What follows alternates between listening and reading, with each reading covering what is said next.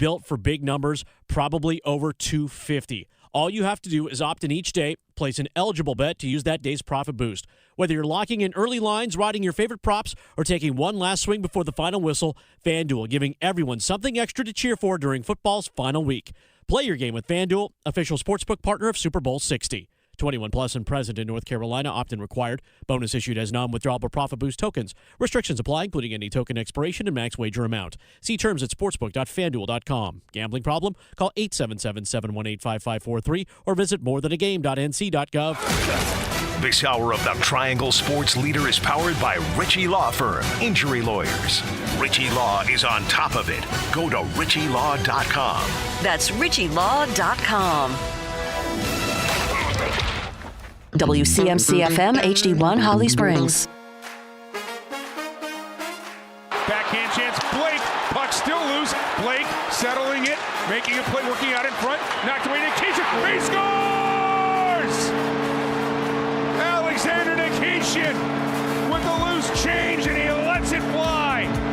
And Carolina has that 2-0 lead. Aho with it, Carolina in, Aho drives, game over! Sebastian Aho wins it in overtime. And what a relief for the Canes to come up big as Aho knocks it home. That was a fun afternoon at the Lenovo Center yesterday. I was able to brave the 3 inches of snow we got here in the Triangle. So disappointing. Oh my gosh, I was wondering. The worst. The bubble. What is going on? People don't understand the bubble. The Raleigh weather bubble, the weather dome was real. in full effect. It's real. Hope everyone is out there safe, by the way. I know pretty much the entire state, again, outside of the Triangle area where we are located, got hit heavy with snow. Oh, yeah. Heavy with it. And I know places out there, that don't see it either. Yes. I know out there in Emerald Isle, I saw pictures and videos of snow drifts because of all the winds. Like snow drifts that were 3-4 feet high. Oh, yeah. It was bonkers. I know people out there in the Triad, out there in Charlotte, were getting like a foot. I know. My mom kept sending me pictures like 2 or 3 o'clock in the afternoon. Oh, I got 4 inches out here already. How much do you have? I'm like, I think I saw a flake. There might have been a flake somewhere. It's done. It's gone now. The only thing that was still was leftover ice from the previous weekend. That was it. I know. It's the Adam Gold Show. Dennis Cox in for Adam Gold this afternoon. Victoria Vodenecker producing the show. As always, again, we are located in the Triangle. We're located in Raleigh. So if you want to obviously listen along with the show, tune into wherever your local station that actually has it. If you're in the Raleigh area, 99.9 The Fan, it's the flagship station for the show. Maybe you are snowed in. You can't drive around. You can't tune in. Follow us anywhere. You can always stream the show on 99.9 The Fan's YouTube page. You can always stream the show. Follow 99.9 The Fan or search The Adam Gold Show. Follow, like it, subscribe, and watch. Tag along.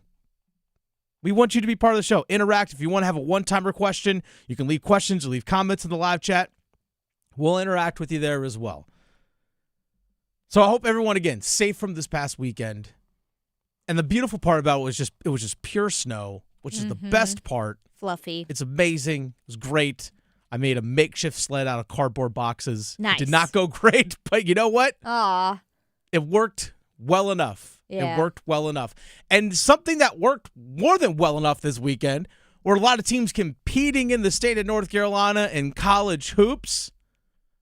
Let's get this sucker started. Let's get it started. Let's get it started. I'm calling this week, Victoria, by the way, big game week. Okay. It's big game week because obviously on Sunday we have the Super Bowl, but Saturday it's the first iteration of Duke Carolina of this coming season. Mm-hmm. So we have that already. Let's actually speaking of Duke Carolina, let's actually start right there. Let's actually start with Carolina basketball, their win over the weekend against Georgia Tech. One thing that I've noticed about UNC basketball, and to me the improvement that they've made over the last few games, has been because Derek Dixon, the freshman out of Virginia, has been the starting point guard. And to me, it has helped their offense flow better. Now, he's been in double-digit scoring in 3 of the last 4 games, though he had just 5 points on Saturday against Georgia Tech. But if you look at the last 4 games when he's taken over as the starting point guard, how this UNC offense, this UNC basketball team, has their flow as a whole has just been better. His assist to turnover ratio in the 4 games that he has started has been 3-1. He's also 10 of 21 from shooting behind the arc, from shooting from 3. That's 47.6%. Now, the offense for North Carolina is averaging just over 86 points in those 4 games. 3-point shooting has been on an uptick during that stretch. It's about 35.1% compared to before these last 4 games, about 34%. So there's been a slight uptick. Not drastic, but a slight uptick. And Dixon as the starting point guard, with Jaden Young, Seth Tremble as almost like a 3-guard starting lineup, obviously with Caleb Wilson and Henry Vesar. What to me, obviously you lose a little bit of size with your starting lineup. But in my opinion, what has allowed UNC to do, taking some of the size out of their starting lineup, it allows a player like Luka Bogovac to have the ball in his hands when he's playing with the second unit. Because Bogovac was starting a stretch of games. I think he started about 13 or 14 games this year for UNC. So he was starting. But when Bogovac starts, obviously you have Wilson and Vesar. Those guys up front are going to be the focal point of the offense, and rightfully so. They're your 2 best players. But when Bogovac is on the floor, when he was starting with those guys, the ball wasn't in his hands as much. Now, when he's running with the second unit with guys like Jaron Stevens, Kyan Evans now coming off the bench, as opposed to being the starting point guard, he can actually initiate a bit more. And he can be more of a focal point of that second unit. This, I feel, again, give Hubert Davis, the head coach of North Carolina basketball, the credit for making this adjustment over the last 4 games, because I feel like Luka Bogovac has actually been playing better as a result.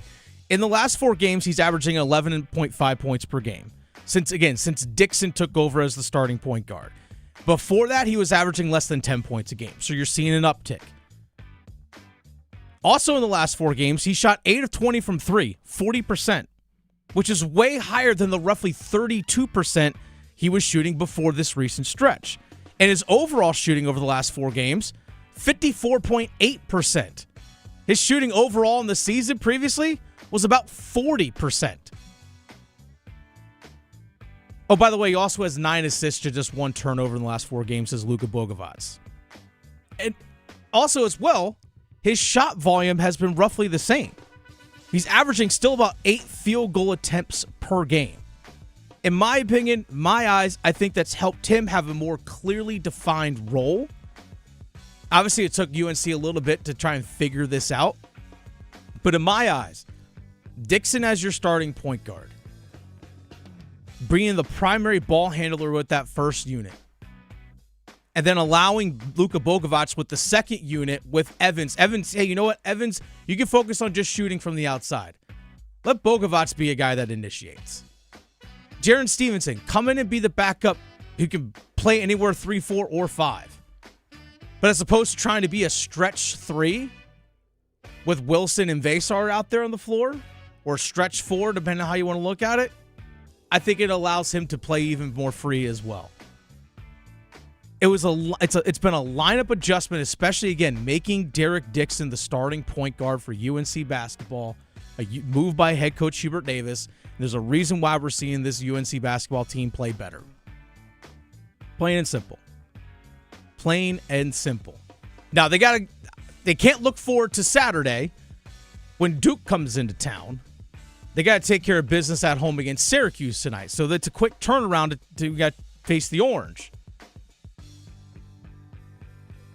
Now, all this could be, again, this is 4 games. 4 games. 91-75, the win over Georgia Tech. Going on the road to do that. But again, it's just 4 games. Maybe it's just a hot streak for Bogovac. Maybe it's a hot thing that's just going on for a short bit. Maybe Duke, after they get through their game tomorrow, maybe they can try and figure out how to slow them down. But right now, especially coming off the back-to-back losses in California with Stanford and Cal, UNC basketball is starting to turn things around a little bit. They are. It's February now. If you ain't going to do it now, when? But it feels like Hubert Davis has kind of settled on a lineup that he likes. Now it could all change. We'll see. But right now, Dixon as a starting point guard, it's the thing that's been working. Again, big game week. UNC, Carolina, Duke. That's all on Saturday. They got to get through Syracuse tonight, though. Speaking of Duke, Victoria. Oh. Duke basketball Yep. gets another win. Obviously, they go on the road, beat Virginia Tech, which, by the way, Virginia Tech, Yeah. pesky team there. They are. I didn't realize, looking at the early bracketology stuff, by the way, the final score of that one, 72-58. I didn't realize that Virginia Tech was such on the cusp of, as a bubble team for the NCAA tournament. Yeah. I thought they would have been more pushed down, but Right. I even checked on Friday, if I remember correctly. ESPN, bracketology, all that stuff. Virginia Tech was the first team out. I was like, oh, I didn't realize that they were like that much on the cusp. But hey, you know what? More ACC teams in, the better. Yeah, let's go. Here's the thing about Duke basketball this season, which, again, I give credit to coaching. It's how John Shire has been able to adapt his style of play this season based on his personnel. Duke simply doesn't have the outside shooting like it did last season. Plain and simple. Duke doesn't have the outside shooting. To make it a football analogy for you, Victoria, it's almost like you took a team that had an air raid offense that would throw the ball all over the place, and then you know what? It's like, we don't have the guys to do that anymore. Let me go back to the old days of Stephen Davis and Deshaun Foster. Right. Or D'Angelo Williams and Jonathan Stewart. Or that part of the season where we had Deontay Foreman and Chuba Hubbard. That style of play where it's like defense and just going to beat you physically. Caleb Foster, of the regular players for UNC, I'm sorry, for Duke, my apologies. Of the regular players, the starters, the guys in the regular rotation for Duke, Caleb Foster, their starting point guard, has their best three-point percentage at 38.2%. But he only averages about 3 attempts per game.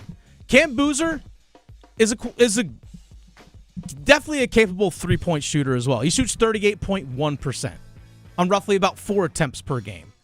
Now, Isaiah Evans takes about 7 three-point attempts per game. But he's only hitting about 1/3 of those. His three-point shooting percentage this season, it's fallen off well from last year. It's just 33.6%. Again, that's a far cry from the 41.6% he was putting up last season. Nick Hemenya is just under 34%. Dame Sarr is a shade under 31%. Duke last season had 5 guys of their normal rotation, had 5 guys shoot over 38.5% from 3, including 4 guys of 40%. Last year, guys that were over 40% were Tyrese Proctor, Sion James, Isaiah Evans, Con Knipple. The lowest of those 5 was Cooper Flagg at 38.5%. Cooper, like all 5 of those guys from last season, had a better three-point shooting percentage than any of the regulars on Duke's roster this year. We're 21 games into the season, so this is more than enough sample size. It's not like, it's a cold stretch. We're 21 games into this thing. It's February now. This Duke team doesn't have the outside shooting on a consistent basis. Now, to be fair, in ACC play these last 8 games, Cam Boozer is shooting 42.4% from 3, and Evans has seen an uptick in his three-point shooting in ACC play to 35.3%. All right, so let's be fair when it comes to that. But it's not something this Duke team can lean on game after game. But what they've done is adapt. And this is a testament to Duke head coach John Shire. If you want to beat this Duke team, you better bring your physicality if you want to survive Duke. Again, they're almost like a ground and pound football team. It's a struggle for teams to score in the paint, let alone even get into the paint at times against Duke. They outscored in the paint Virginia Tech 46-24. Against Louisville, 42-10.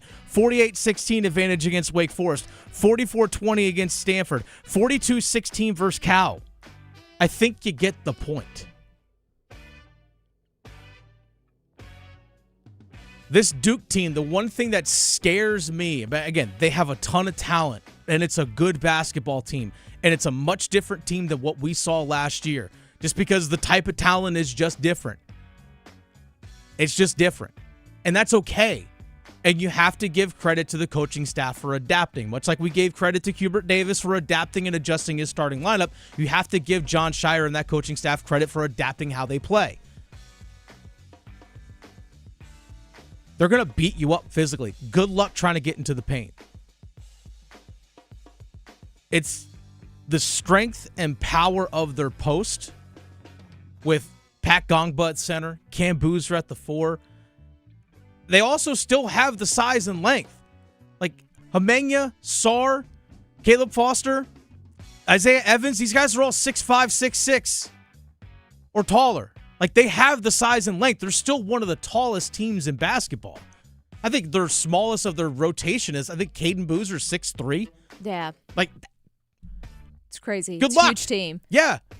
So you have to, this is something, we'll tie this in actually with NC State, what we saw from them this past week. But if you want to be an effective three-point shooting team, in my eyes, my opinion, you have to still get paint touches because you need to get the defense to collapse and rotate. And that's when you're able to swing the ball, move it, and get clean looks, as opposed to just dribbling on the perimeter and just chucking up shots. That's an ineffective way to do it. You still have to get paint touches. You still have to get inside the teeth of the defense. And teams simply have a struggle doing that against Duke. Plain and simple. Now, again, they have a game tomorrow. Looking ahead, trying to remember who it is that they have tomorrow. I can't remember. I think they're Pitt basketball. No, tomorrow they're home against Boston College. My apologies on that. They got Pitt coming up next week. But they still got to get through Boston College tomorrow. But I'm looking ahead to Saturday. Yeah. I don't care. I'm looking ahead to Saturday. Same. I cannot wait to see. Battle of the Blues. I cannot wait to see Caleb Wilson and Henry Vasar of North Carolina against Cam Boozer and Pat Gongba of Duke. Mm-hmm. My goodness. A different, like, you talk about Victoria, I know you love your MMA. Mm-hmm. Styles make fights, right? Mm-hmm. These guys have different styles. Yep. Like, you see Caleb Wilson, by the way, his baseline fadeaway jump shot that he sometimes will go, it looks absolutely beautiful. Even if it doesn't hit, I'm like, it still just looks it's still smooth. pretty. It's still beautiful. But then you have Henry Vasar that'll step out and shoot threes. But then you have guys that, like Gongba and Boozer, again, Boozer will step out and shoot as well.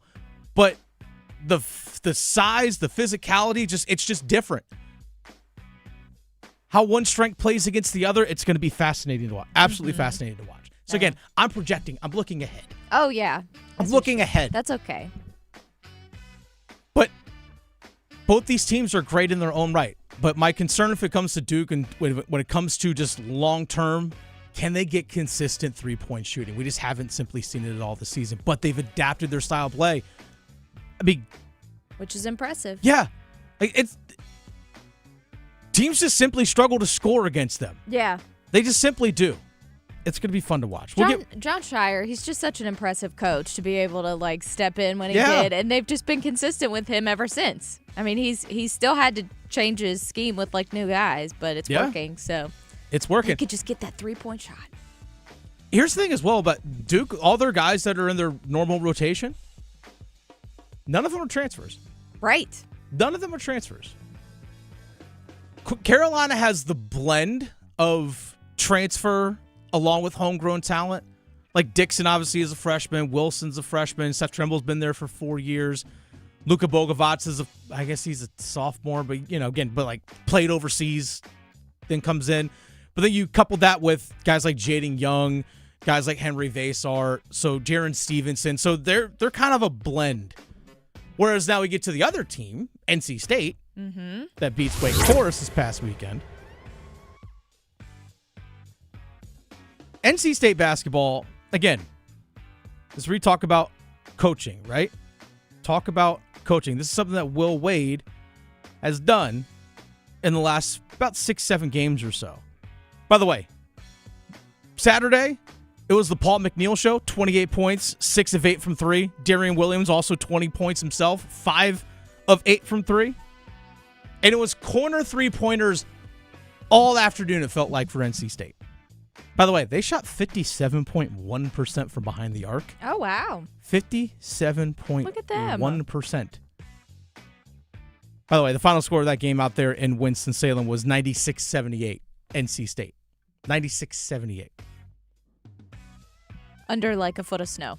Well, before it all hit. Before it all hit. Yeah, they were raining threes like the snow was coming down out there in the Triad. Again, 57.1% from behind the arc on 16 of 28 attempts. Wow. And a lot of it, in my eyes, again, Darian Williams, 20 points on 5 of 8. Paul McNeil, NC State basketball, 28 points, led them on 6 of 8 three-pointers. But to me, not all of it, but a lot of it had to do with Quadir Copeland. He's basically has turned into NC State's point guard. And he's been fantastic distributing the ball. He only had 8 points this past game, but he had 10 assists. Oh, and he had a plus 25 rating as well. Quadir Copeland for NC State, the first 15 games of the season, was averaging about 5.8 assists per game. So just under 6 assists per game. The ball was still in his hands a lot, and he was still initiating the offense, but you had Trey Holloman, you had, I know he's been hurt right now, was Alan Breed. I know he's been banged up. Obviously, Darian Williams, some of these other guys, but he also was averaging, again, first 15 games of the season, he was averaging 14.1 points, 5.8 assists per game. But in the 7 games since the loss to Virginia, which, by the way, I was at that game, a complete and total dud by NC State. But in the 7 games since then, he is averaging 8 assists per game since then. So, again, about just over 2 more assists per game, while his scoring has been keeping pace, 13.9 points per game. First 15 games of the season, 14.1. 7 games since, 13.9. So the slightest of dip, but when you increase your assists per game by 2, you're actually contributing more offensively than what you have taken away. Darian Williams in the last 7 games. Again, Quadir Copeland basically being the point guard. Darian Williams has seen an uptick. He's gone from 16.5 points per game. I'm sorry, he's gone from 13.7 points per game to 16.5 over the last 7. So basically 3 more points per game from Darian Williams over the last 7 games. And he's shooting 43.8% from behind the arc. In the previous 14 games, because he missed 1 game, he was shooting 40.9%. So his three-point shooting has gotten better. NC State in the last 7 games is 6-1. That lone loss being that Georgia Tech loss, which I think Will Wade is still irked about, by the way. I think he's still upset at that one. Probably, yes. But I remember I was at the game NC State when they played. I was at their NC Central game at the very start of the season. But the games against Kansas and the game against Virginia, I was at both those games, sitting up there in the press box. And one thing I noticed in both of those games, I remember asking Will Wade about this after the Virginia game. Oh, I'm sorry, after the Kansas game. But the quality of the three-point shots that they were getting. Because since the get-go of the year, they're not afraid to put up 25 three-pointers in a game. They're simply not afraid to do it. Heck, they just took 28 of them against Wake Forest. But NC State, in my eyes, early on in the season, they were just settling for outside shots in the sense of the ball was never really even getting past the three-point line, let alone even getting into the paint. But if you watch the game against Wake Forest this past Saturday for NC State, Quadir Copeland was doing a fantastic job of initiating the offense from the point, from the top of the key, and getting into the lane. And then he was able to kick the ball out to Williams or McNeil, and it was corner three-pointers. And obviously you got to give guys like McNeil and Williams credit for hitting those shots, but the looks were much more clean because it didn't have a hand in the face. You were forcing the defense to rotate. That is where I think NC State has gotten better at the last 7 games. It's just simply getting paint touches. Now, do they score a lot in the paint against Wake Forest? No, but their ability to get into the paint is what led to their offensive production. And that's what Quadir Copeland has been able to do. Again, the last 7 games, basically he's been the point guard. He had 10 assists. The previous 2 games before that, he had 9 and 9. And then 6 and 6 before that. His distribution of the ball has been excellent. But it's all because NC State is actually getting into the lane. And everything has flowed off of that. So yeah, NC State 6-1 in their last 7 games. They're figuring it out. They're figuring it out. NC State, in my eyes, NC State basketball, their ceiling, I still think they have a high ceiling and a low floor. It wouldn't surprise me, which I think, by the way, I think they were last projected, I think I saw on Friday, they were projected to be somewhere around like an 8 seed in the NCAA tournament, which I think is, as of right now, is fair. I could see them easily if they get a couple big wins as the season progresses. Possibly getting up to like a 6 seed. I could see it. But I also wouldn't be surprised at this state team if they lost in the second round of the NCAA tournament. It wouldn't shock me at all. It wouldn't shock me. If Duke lost in the second round of the NCAA tournament, I'd be shocked. Yes. But absolutely. also, I wouldn't be shocked if this team all of a sudden is playing in the Elite 8. I think they have that high end of a ceiling. Mm-hmm. But again, I think their floor can also be pretty low as well. Can they close that gap? Yeah. Like bring the floor up, a little less volatility. But it feels like, again, the last 7 games, things have gotten more stable. Yeah, they just have to start clicking and, get their rhythm together. If they do, they could be dangerous. That they can be. Mm-hmm. That they can be.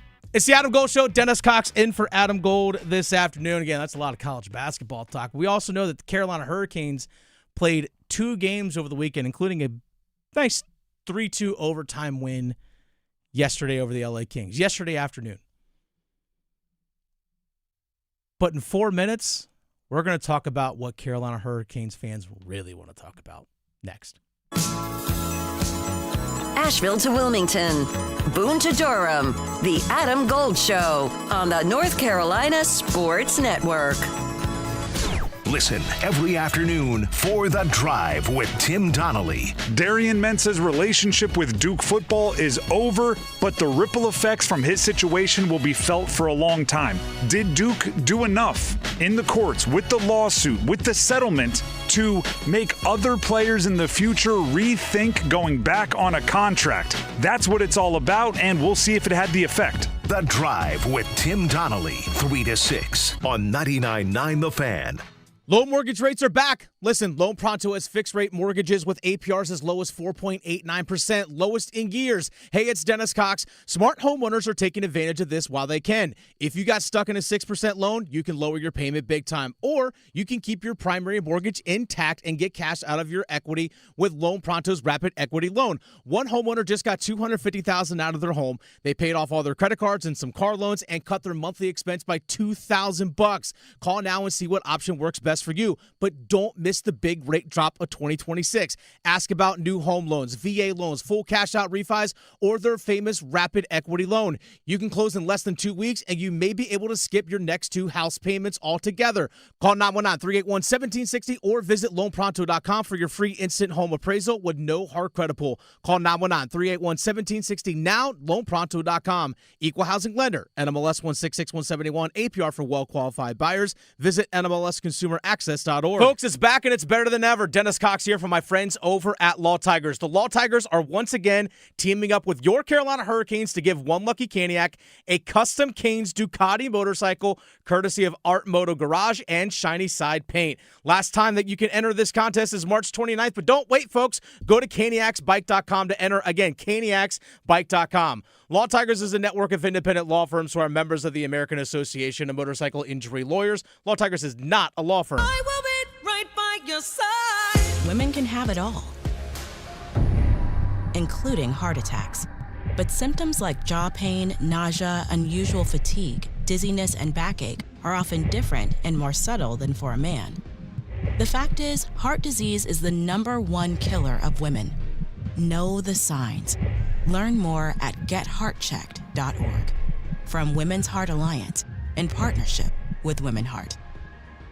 Hey, it's Adam Gold from my friends at FanDuel, America's #1 sports book. Last call for football is here. Super Bowl Sunday, a mere 6 days away. And FanDuel is loading up with a daily profit boost. Man, today's 30% profit boost. Passing yards, over-under. 225.5 for Drake May. You like over or under? I kind of like over. Sam Darnold, 227.5. Why is it the same? Darnold's been balling out. Maybe that should be higher too. Hey, you can adjust the line if you want. All you got to do, opt in each day, place an eligible bet to use that day's profit boost. Play your game with FanDuel, official sportsbook partner of Super Bowl 60, and enjoy the game. 21 and over and present in North Carolina. Opt-in required. Bonuses issued as non-withdrawable profit boost tokens. Restrictions apply, including any token expiration and maximum wager amount. See terms at sportsbook.fanduel.com. Gambling problem? Call 877-718-5543 or visit morethanagame.nc.gov. Jake from State Farm. I just beat my running PR,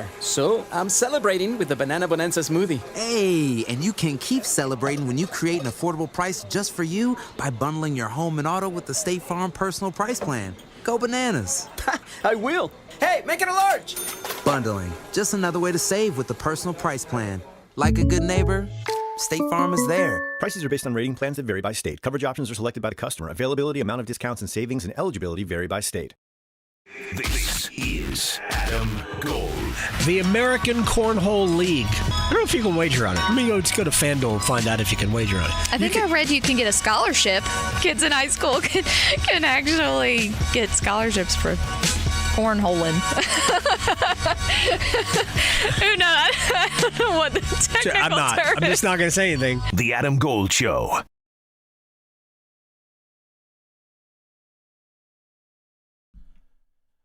Victoria, you want 6 more weeks of winter? No, but apparently Phil, that rodent, saw his shadow. That damn rodent. I know. Yeah. That damn rodent saw its damn shadow again. I know. Rude. Totally rude. I think we actually are in for like a much colder February than traditional. It feels like we're on that track anyway. I know. Motorcycle's just going to stay parked. Yeah, same. Disappointing. Same. In my car, too, because it's not four-wheel drive. Need that front-wheel drive. Stay safe out there, folks. Stay safe out there. Yeah. I know people are going to get a little squirrely. I know even for myself, when it snows, I just love getting outside. I love being in the snow. It's just, I genuinely enjoy it. But I know a lot of people out there are going to get a little cabin fever, a little squirrely out there, sitting in their homes, which, by the way, if you're at home watching on YouTube, thank you. We appreciate that. And also, make sure that if you're stuck at home, remember, stay subscribed here on 99.9 The Fan's YouTube page. 99.9 The Fan, the home flagship station of the Adam Gold Show. You can watch. You can listen anywhere you want. Interact with the show. Have fun. If you miss any of the show, the full show is streamed.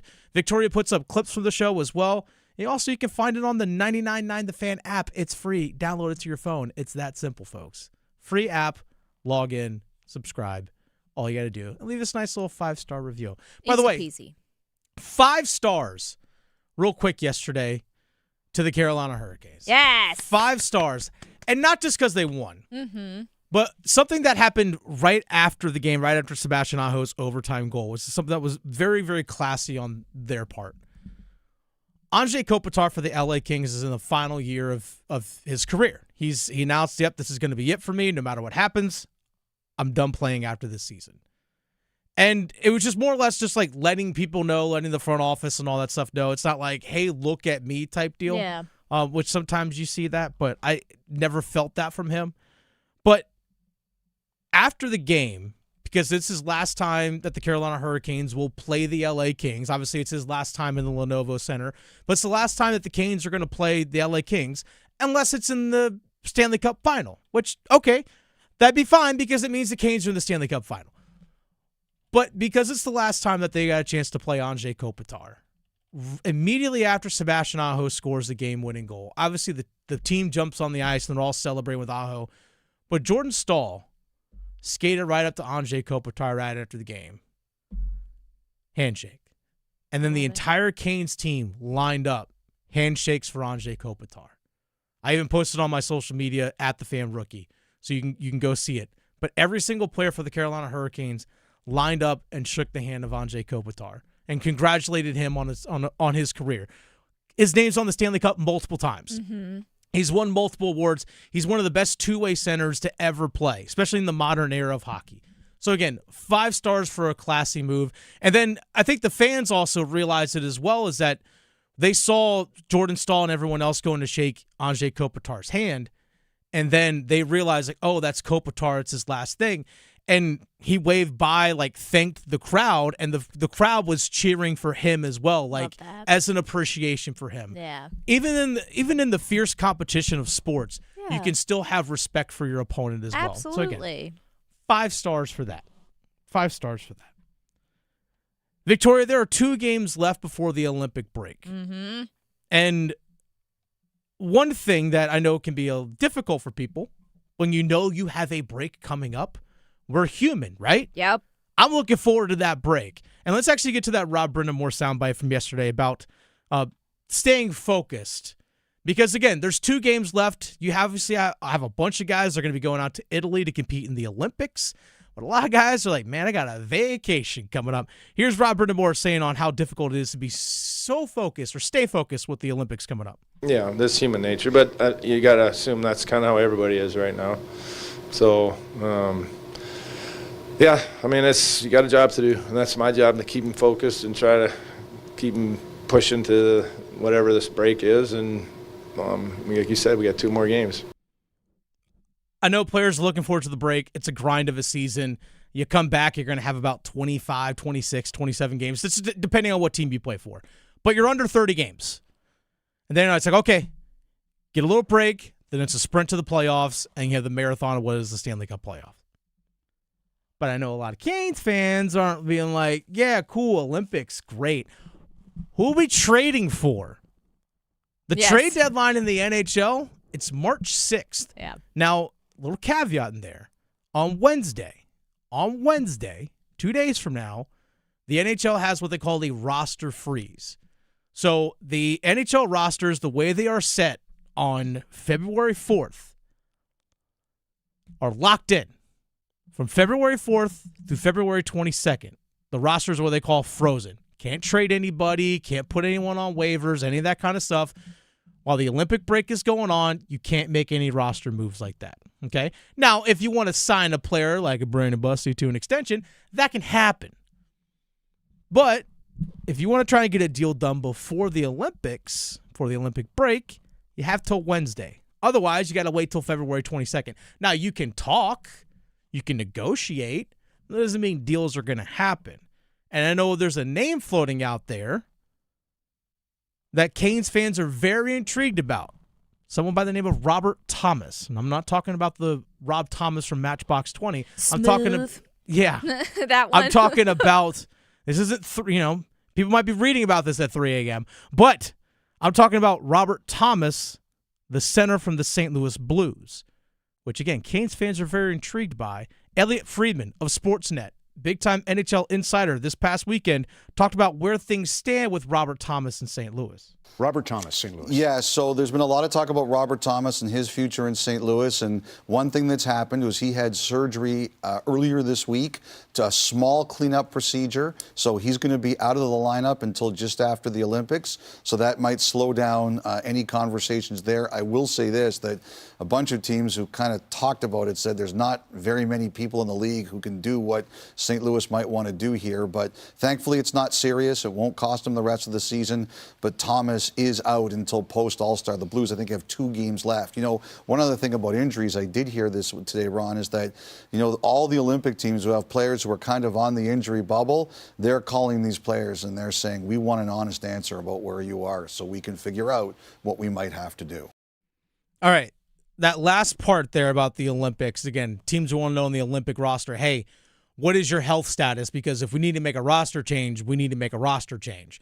And the Olympic participation is going to be a big factor in for a lot of people. Now, Robert Thomas is not going to be competing in the Olympics. Again, he's hurt. You heard Elliot Friedman of Sportsnet just say, hey, he's hurt right now, just had a cleanup procedure. He's going to be out until at least after the Olympics. So teams that want to maybe trade for him have to take that into consideration, is that, yeah, I might make a move, But if I'm giving up somebody that can help me now for someone that might not be 100% for me moving forward the rest of the season, what price am I really willing to pay? All things you have to take into consideration. But when players, for example, that are on Olympic teams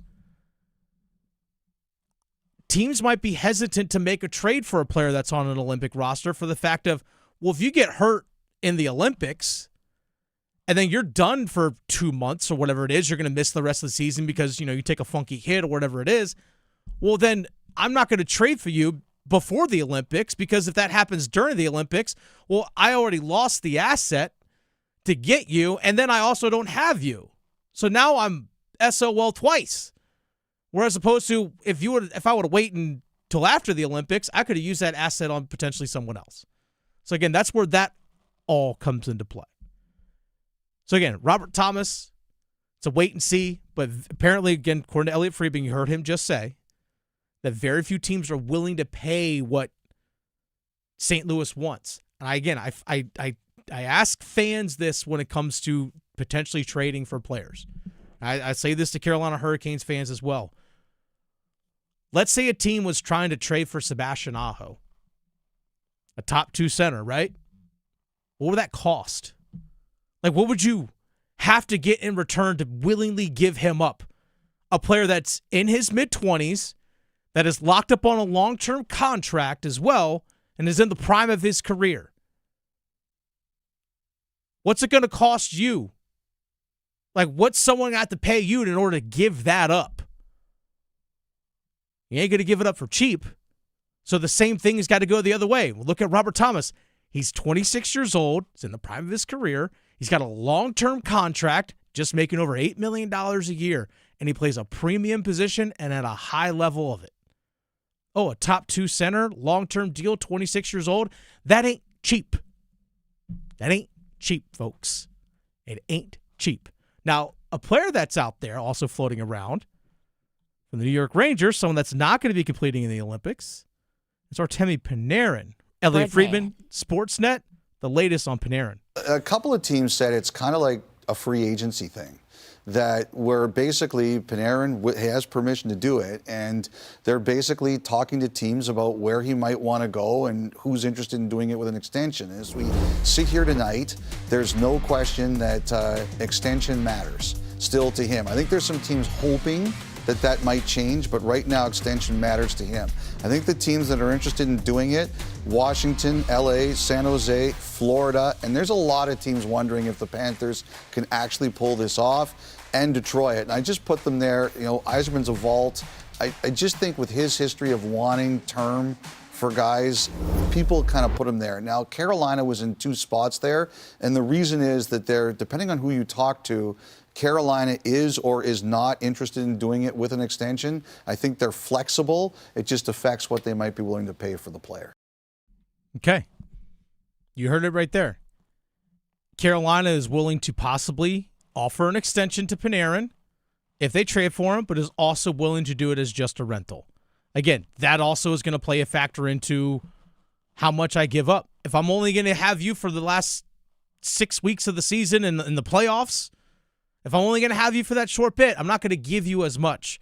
But if I'm going to sign you to a long-term deal and the New York Rangers know that, then okay, then I'm willing to give up a little bit more. I'm not going to give you a premium price if I'm only going to have something for 6 weeks or 3 months, depending on how long the Canes are in the playoffs. Hopefully till the end of June. We'll see. The ball is in Panarin's court, by the way. He has a full move clause. He can sit there and go, I don't want to go there. Yeah. No, For sure. No extension in place or not extension that I like, then I don't want to go there. Yep. He can block all those trades. Hence why Friedman said it's almost like free agency because the player has control. Fascinating times. We'll see. I don't anticipate anything happening in the next 48 hours. I just don't. I don't anticipate it. It's the Adam Gold Show. Dennis Cox in for Adam Gold this afternoon. Victoria Vodenecker producing the show. As always, I saw some one-timers this weekend, speaking of the Carolina Hurricanes, but we have our own one-timers next. Because your fantasy football team needs all the help it can get, the Adam Gold Show on the North Carolina Sports Network. You know the only feeling sweeter than opening a college acceptance letter? Knowing that you'll be able to pay for tuition however far you go. The first step? Completing the free application for federal student aid, or the FAFSA for short. Find out how much money for college you qualify for. Grants, scholarships, and other opportunities are waiting. How far can you go? Find out at cfnc.org/FAFSA 101. Hey, it's Adam Gold from my friends at FanDuel, America's #1 sports book. Last call for football is here. Super Bowl Sunday, a mere 6 days away. And FanDuel is loading up with a daily profit boost. And today's 30% profit boost, passing yards, over-under, 225.5 for Drake May. You like over or under? I kind of like over. Sam Darnold, 227.5. Why is it the same? Darnold's been balling out. Maybe that should be higher too. Hey, you can adjust the line if you want. All you got to do, opt in each day, place an eligible bet to use that day's profit boost. Play your game with FanDuel, official sportsbook partner of Super Bowl 60, and enjoy the game. 21 and over and present in North Carolina. Opt-in required. Bonuses issued as non-withdrawable profit boost tokens. Restrictions apply, including any token expiration and maximum wager amount. See terms at sportsbook.fanduel.com. Gambling problem? Call 877-718-5543 or visit morethanagame.nc.gov. Practicing a championship way can happen 100% of every day. In the pool and when traveling highways. A law of sportsmanship includes taking the high road when going away and returning home. Buckle up your seatbelt in the front and back seats. Every seat, every time. Each time you click, it counts as a winning ticket. Demonstrate your championship drive through your safety practice. A freestyle by any measure. This message was brought to you by the Governor's Highway Safety Program of the North Carolina High School Athletic Association. If you pay your city or town for electricity, you live in a public power community. Public power communities provide electricity to families and businesses from a locally owned and operated system. Public power systems are not-for-profit and provide electricity at affordable rates with unbeaten reliability. Your local public power provider invests in your community, providing local jobs and supporting your local economy. Electricities of North Carolina is the energy behind public power. Learn more at electricities.com. PBS North Carolina premieres an all-new season of the music series Shaped by Sound, featuring 13 North Carolina artists, including Grammy winner Anthony Hamilton, Rock Band Wednesday singer-songwriter Ben Folds, and NC Music Hall of Famer Jim Lauderdale, among others. Watch as they perform in the studio and share the stories behind their songs. Thursdays at 10:30 p.m. on PBS NC or stream anytime on the free PBS app. Learn more about PBS North Carolina at pbsnc.org. Sometimes the simplest steps make the biggest difference. Washing your hands often, staying home when you're sick, and talking with your health provider about vaccines. Help keep your family protected against the flu, RSV, and COVID. Simple steps, big protection. Defend yourself. Get vaccinated to protect you and your family from respiratory illnesses this season. Visit myspot.nc.gov to find yours today. Brought to you by the North Carolina Department of Health and Human Services. Did you know Medicare fraud is costing us $68 billion a year? The NC Department of Insurance Senior Medical Patrol Program's goal is to reduce Medicare fraud, waste, and abuse. If you suspect any billing or Medicare fraud issues, we're here to help. Contact SMP today at ncshiip.com or call toll-free at 855-408-1212. Project supported by grants from the Administration for Community Living. Contents do not necessarily represent official views of, nor an endorsement by ACL, HHS, or the U.S. government. This is Adam Gold. I told Tim, who does the afternoon show, I said, I'm about to turn this game around. We need Cheez-Its. So I went to go get magical Lucky Cheez-Its, and guess what? Boom. Period 2, tied it up. And then at the end of the game, I still had like 8 Cheez-Its in the cup left, and I said, Lucky Cheez-Its. There you go. The Adam Gold Show.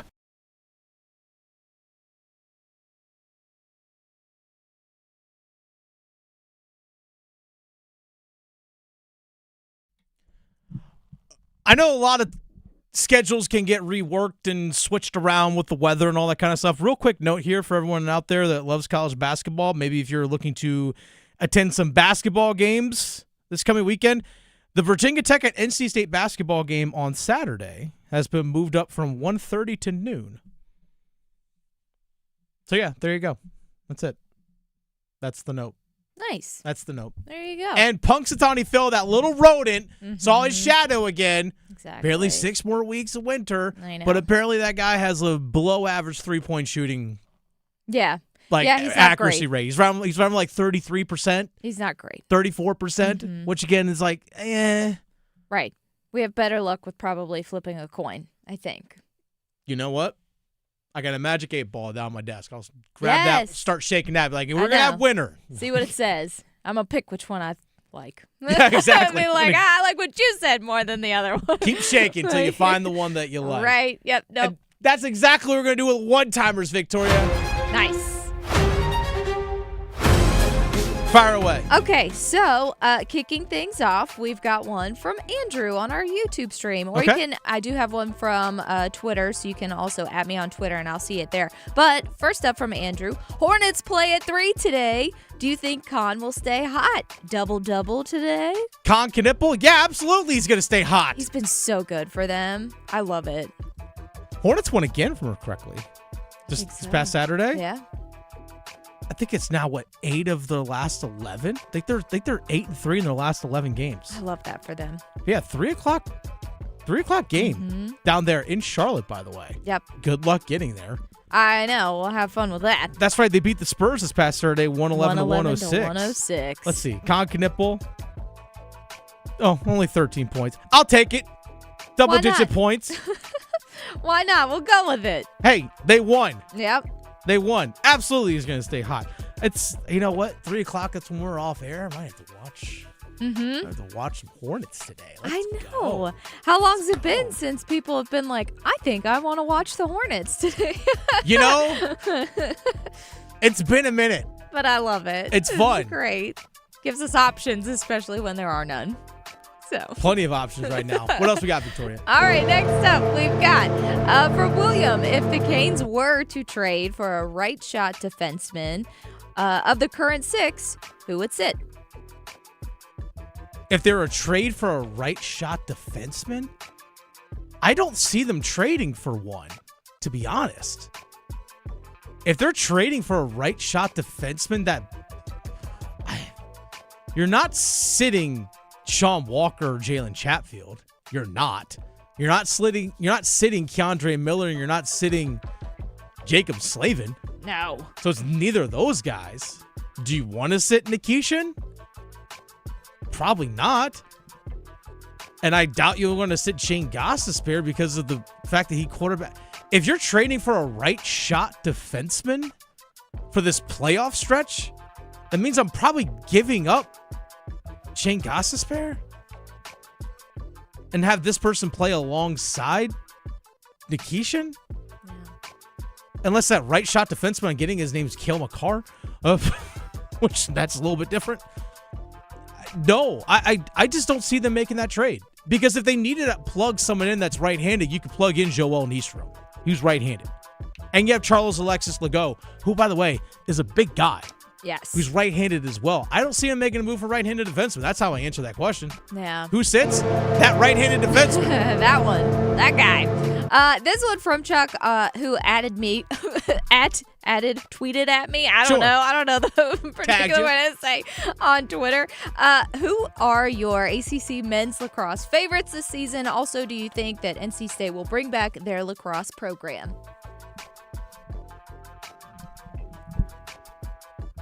I haven't done my research a whole lot on men's lacrosse this upcoming season. I know that part of me wants to lean towards Syracuse. I feel like Syracuse has been building under Gary Gate over the last few years. I know people are like, really, you're talking lacrosse here? You asked the question. I could see Syracuse finally turning the corner. I don't know with North Carolina under Joe Bresci if they have the talent. I was actually at their NCAA tournament game against Richmond last year. I just felt defensively they just kind of crumbled. They didn't take advantage of opportunities, but there's also a really young Carolina team last year. Duke's always got talent. The ACC is stacked in lacrosse. I'll take Syracuse. I'll take Syracuse to be the best team. And unfortunately, no, I don't see NC State adding men's lacrosse back. I would love to see it. just because I would like to see more of these power conference schools add men's lacrosse. Just, again, on my own selfish want. But I just don't see it, especially now the way athletic departments are having to delegate money and revenue sharing when it comes to their sports. So they just simply aren't going to be able to fund it the way they would be able to. Unless you found someone that would be able to endow the program with enough money to support it in that regard. But I simply just don't see it. I would love to, but I don't see it. Yeah. Well, I'll take serious. This one going to ACC basketball between NC State, Duke, and UNC basketball. Which school do you see having the most successful season this season? I'm wondering how you're going to define successful season. I guess maybe in terms of like deepest NCAA tournament run. That's what I'll use as a barometer for success. I will say Duke. I'll say Duke. That's pretty straightforward answer. I will say Duke. To me, there's too much volatility in the games of North Carolina as well as NC State. There's too much volatility in their performances whereas Duke has been consistent. And this one, it might be last but not least, going back to the Charlotte Hornets. Mm-hmm. What do you think the Hornets' ceiling might be this season, and are they on the right track for future seasons? 100% on the right track. I'm curious to see what they do at the trade deadline. I hope they don't move anybody, but they might be able to, if they were to trade Miles Bridges, might be able to get something really good in return for continue to build things, but we'll see. I think the ceiling, honestly, for them is they should be somewhere in the play-in. In that 7 to 10 in the East, which I think is fair. 7 to 10 in the East in the play-in. And I think that's perfectly acceptable for this team this year. You never know. You might win a game or two in the play-in, and all of a sudden, you're in the actual playoffs itself. So, yeah, there's no reason why that this Hornets team can't be in that 7 to 10 range in the East, the way they've been playing, and the talent that they have. Future's bright for them, though. We have a big one this weekend. Next. Still arguing whether hockey or golf has the tougher dress code? The Adam Gold Show on the North Carolina Sports Network.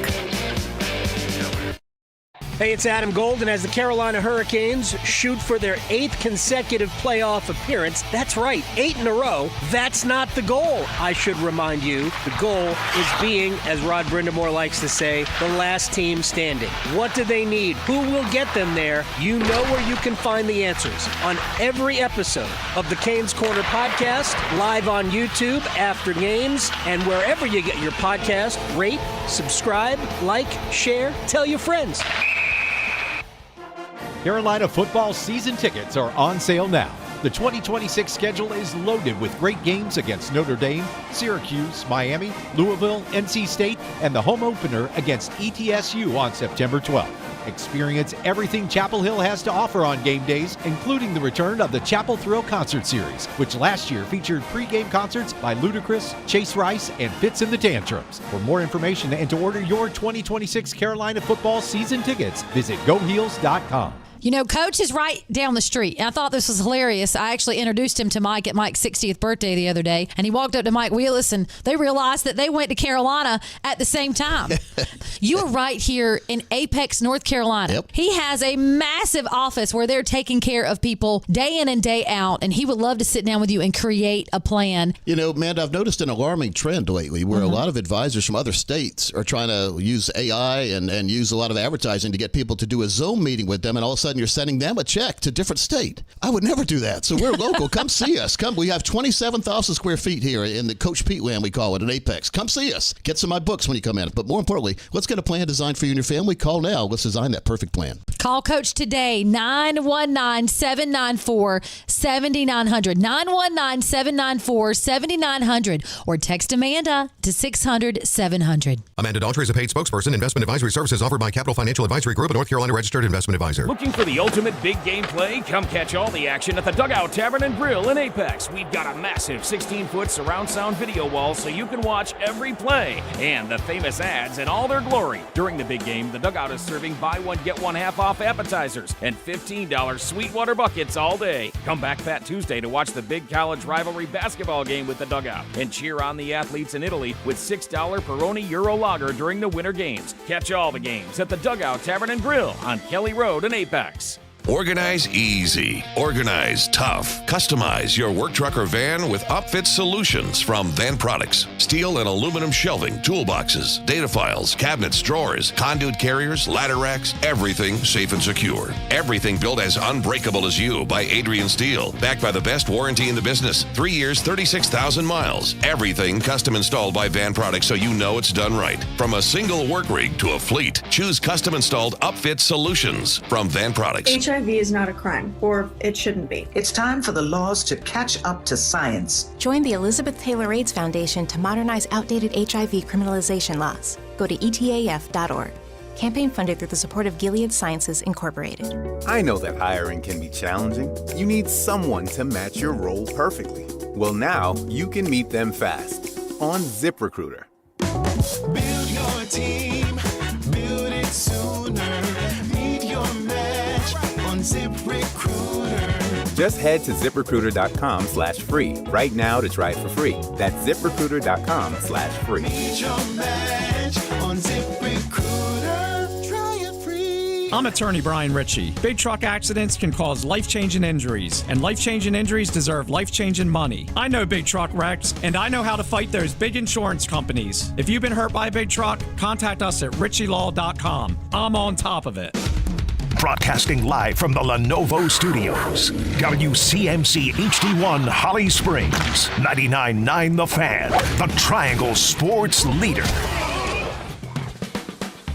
Gungba got a hand on it, and here comes Cameron, moves the other way. To Caden, back to Cam. On the drive! The step through and the slam! And the lead grows to 13. Timeout, Hokies! Caleb on the drive, spins into some traffic, back up top. Boozer a three. Dagger! Cameron Boozer turns out the lights with 1:27 to go. The lead is 13. And the Blue Devils pick up another double-digit win as they improve to 9-0 in ACC play, 20-1 on the year. 72-58 is the final score.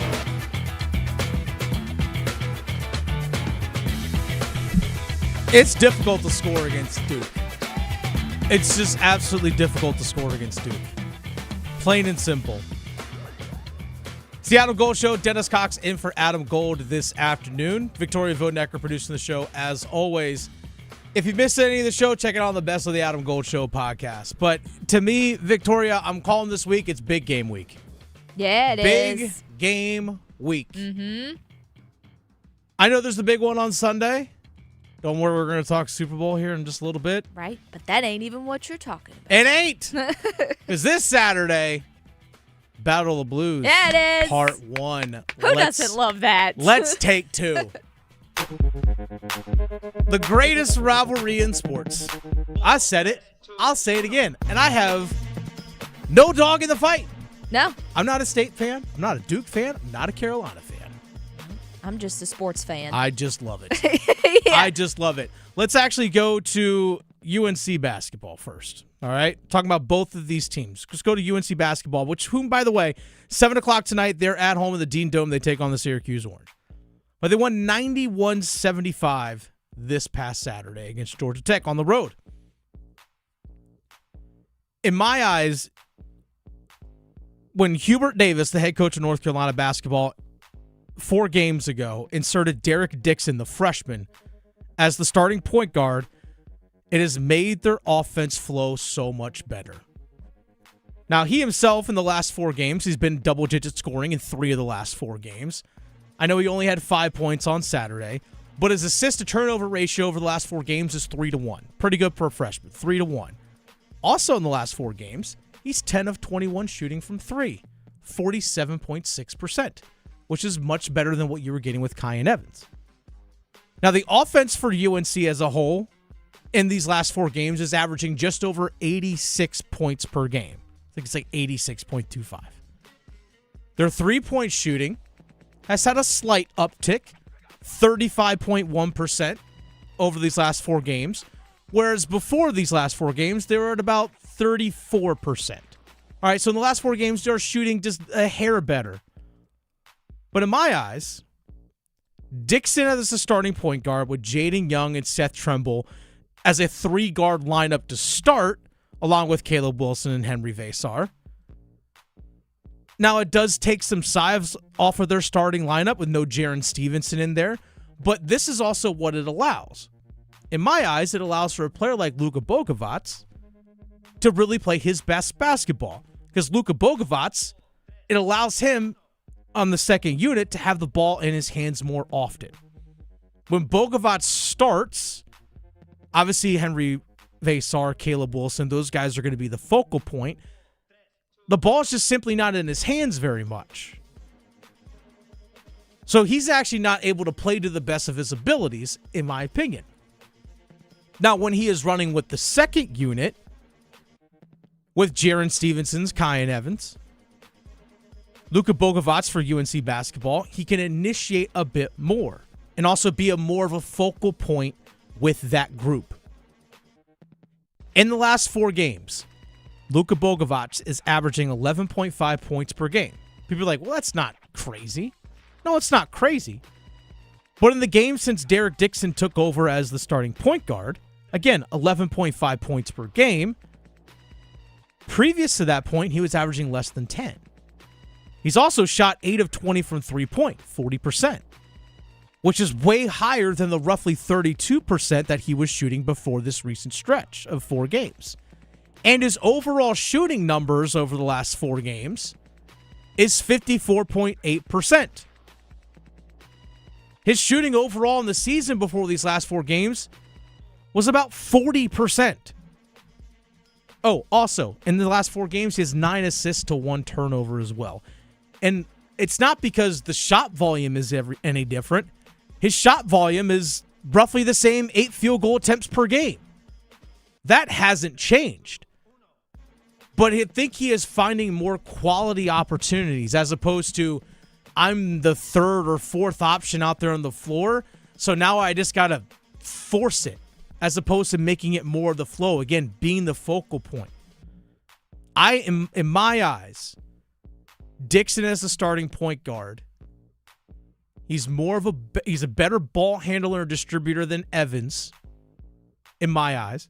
And I think it also is allowed to have has given other guys more clearly defined roles, like Luka Bogovac. Same thing with Jaron Stevenson. More clear defined roles for these guys. And that is something you got to give a testament to Hubert Davis, the head coach. He's made that adjustment.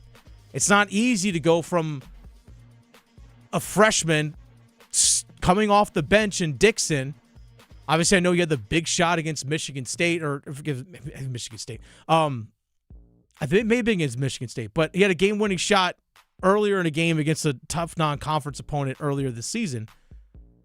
And obviously, he had that moment, but to actually make him your go-to guy in terms of initiating your offense, to turn that over to a freshman is a difficult thing to do. But Hubert Davis has shown him that trust. Now, on the other side, the team they're playing this weekend on Saturday, and again, now I know Duke has to play Boston College tomorrow. Syracuse comes in to take on UNC tonight. But on the other side, if you look at Duke basketball, the one thing about Duke basketball is their greatest strength, their defense. They beat you up physically. They really do. They beat you up physically. They're strong and they're tough. It ain't a fancy, flashy team. Their Achilles heel is their three-point shooting. Of their regulars, of their starters, not just, I guess, just starters, their rotation, their regular guys. Caleb Foster, their starting point guard, has their highest three-point shooting percentage on their team at 38.2%. But he takes about roughly 3 3-point attempts per game. So really you're looking at about pretty much 1 of 3. Cam Boozer is at 38.1%. He roughly takes about 4 3-pointers per game on the season. Now, Isaiah Evans, we've seen him get hot at stretches. But this season, he's averaging just 33.6 from behind the arc. Shooting. 33.6% for Duke basketball for Isaiah Evans. And he takes about 7 3-pointers a game. So 1/3 of those are going in. So on average, you're looking at a 2 of 7 game and then a 3 of 7 game to back it up. That's really what you're looking at. Which, by the way, that 33.6% for Evans is a far cry from the 41.6% he was putting up last season. Nick Hemenya, just under 34%. Dame Sarr, a shade under 31%. Duke last season had 5 guys, 5, shoot over 38.5% from 3, including 4 guys over 40% of their regular rotation. Knipple, Proctor, Sion James, as well as Isaiah Evans were all above 40% last year. Cooper Flagg was 5th on the team at 38.5%. Cooper Flagg, again, 5th on the team last year in three-point shooting, would be the leader in three-point shooting this season for Duke.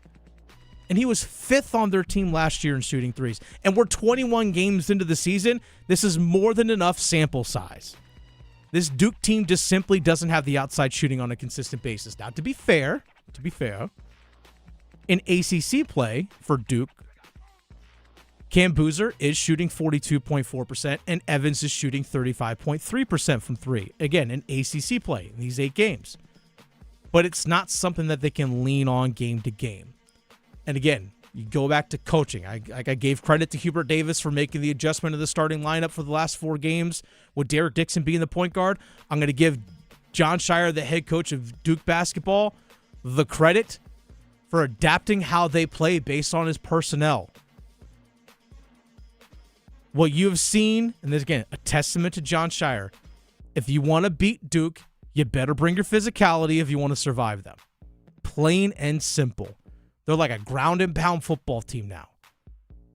It's a struggle for teams to not only score in the paint, but let alone even get into the lane. Look at these last 4 games in terms of points in the paint. Duke outscored Virginia Tech points in the paint, 46-24 in the paint, 42-10 against Louisville, a top 25 team, 48-16 against Wake Forest, 44-20 against Stanford, 42-16 against Cal. I think you get the point. I'm fascinated to see what this matchup is going to look like with Duke and Carolina. One thing, like for example, a guy like Hemenya, I think, and even like Sarr, I think these guys as freshmen are still trying to figure it out at the college level. And I think also as well, they're still trying to figure out what their role is going to be for Duke.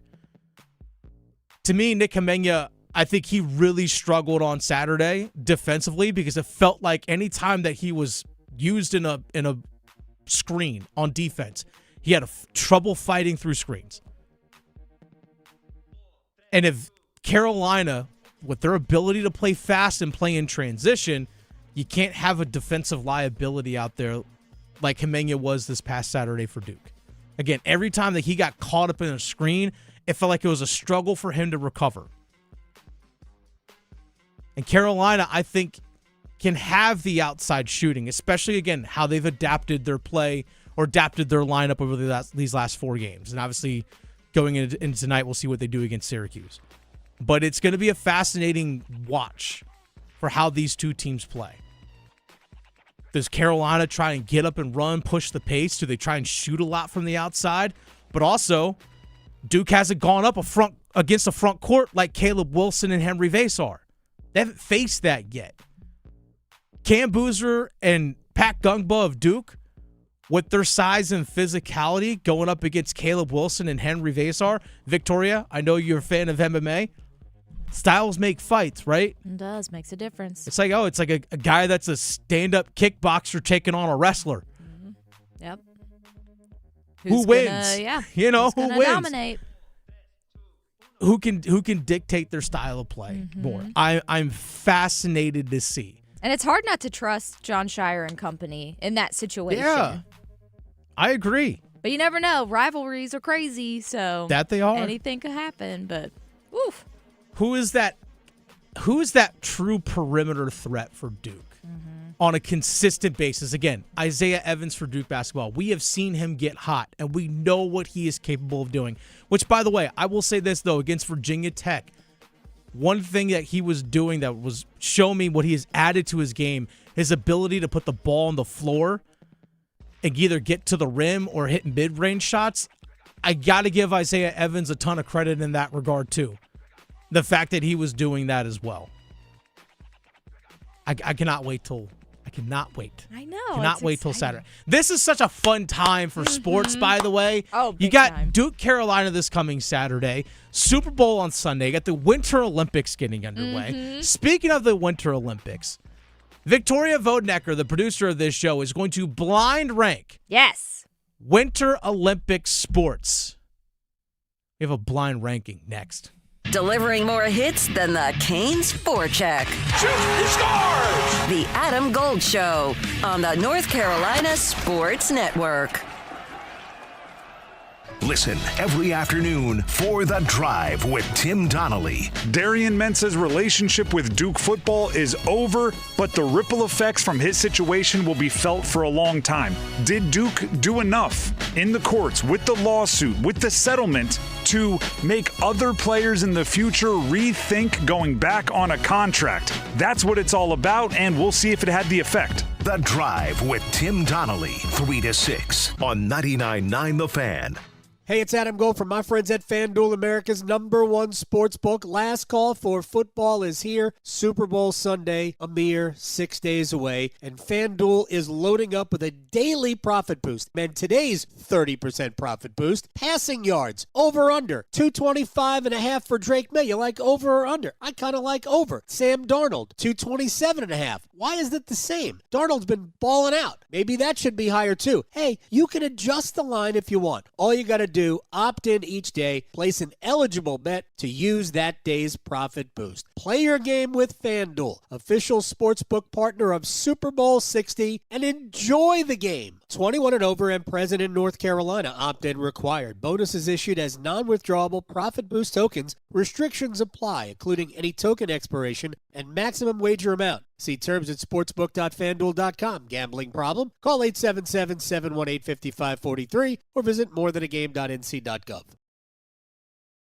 Terms.us. Texting enrolls you for recurring automated text marketing messages. Message and data rates may apply or price stopped. Opt out. Mom, can we get snacks? Unless chips are on sale for $3.99, we're in a snack drought, buddy. Hey, remember Current? They can get us up to $750 before payday once we qualify. Wait, $750 of our money now? Yep, and they're even offering an extra $75 sign-up bonus right now. Set up an eligible payroll deposit and see if we qualify for an advance. No hassle, no credit checks. Gummy worms, here we come. Current has your back with up to $750 in paycheck advances once you qualify. And right now, get an extra $75 bonus when you set up an eligible payroll deposit. Join the millions who count on Current when it matters most. Text CREDIT to 323232 now. That's CREDIT to 323232. CREDIT to 323232. Paycheck advance is offered by FineCo Advance LLC, a financial technology company, not an FDIC-insured bank. Eligibility and available amounts may vary and are subject to change at any time. For full terms and conditions, visit current.com/radio or call 1-888-851-3177 for more information. Find what you love what you find. A Total Wine and More. There's so much waiting for you. All kinds of beers and thousands of wines. Guides in the know and prices so low. It just might blow your mind. You're gonna find what you love and love what you find. With curbside pickup and delivery available, you'll always find what you love, only at Total Wine and More. Drink responsibly, B21. Now, let's take a short break from our 8-hour ode to the oboe for a word from our sponsor, Mr. First Tuesday. Get your scratch-offs on the very first Tuesday. Looks like we've got a caller on the line. How are you not more excited about new scratch-offs? There's millions in prizes. Who is this? Oh, this is Mr. First Tuesday. And by the way, it goes, get your scratch-offs on the very first Tuesday. Must be 18 to play. Problem Gambling Helpline, 877-718-5543. Okay, get this. Now at Wendy's, you get to go biggie with new Biggie deals. That means going biggie with the $4 Biggie Bites, biggier with the $6 Biggie Bag, or biggiest with an $8 Biggie Bundle. So now you can choose and customize your Biggie deal. As you should. Sorry, I get fired up when I'm talking deals. More Biggie options so you can get more of what you really want at Wendy's. Price and participation may vary. Single items at regular price. Prices may be higher in Alaska, California, and Hawaii. This is Adam Gold. He doesn't have many years to choose from. No, and part of that was COVID. Nobody's picking COVID. COVID was a great year. Yeah. Look, if you invested in Zoom, Oh, that was a good year. you Yes. had a good year during COVID. Yep. The Adam Gold Show.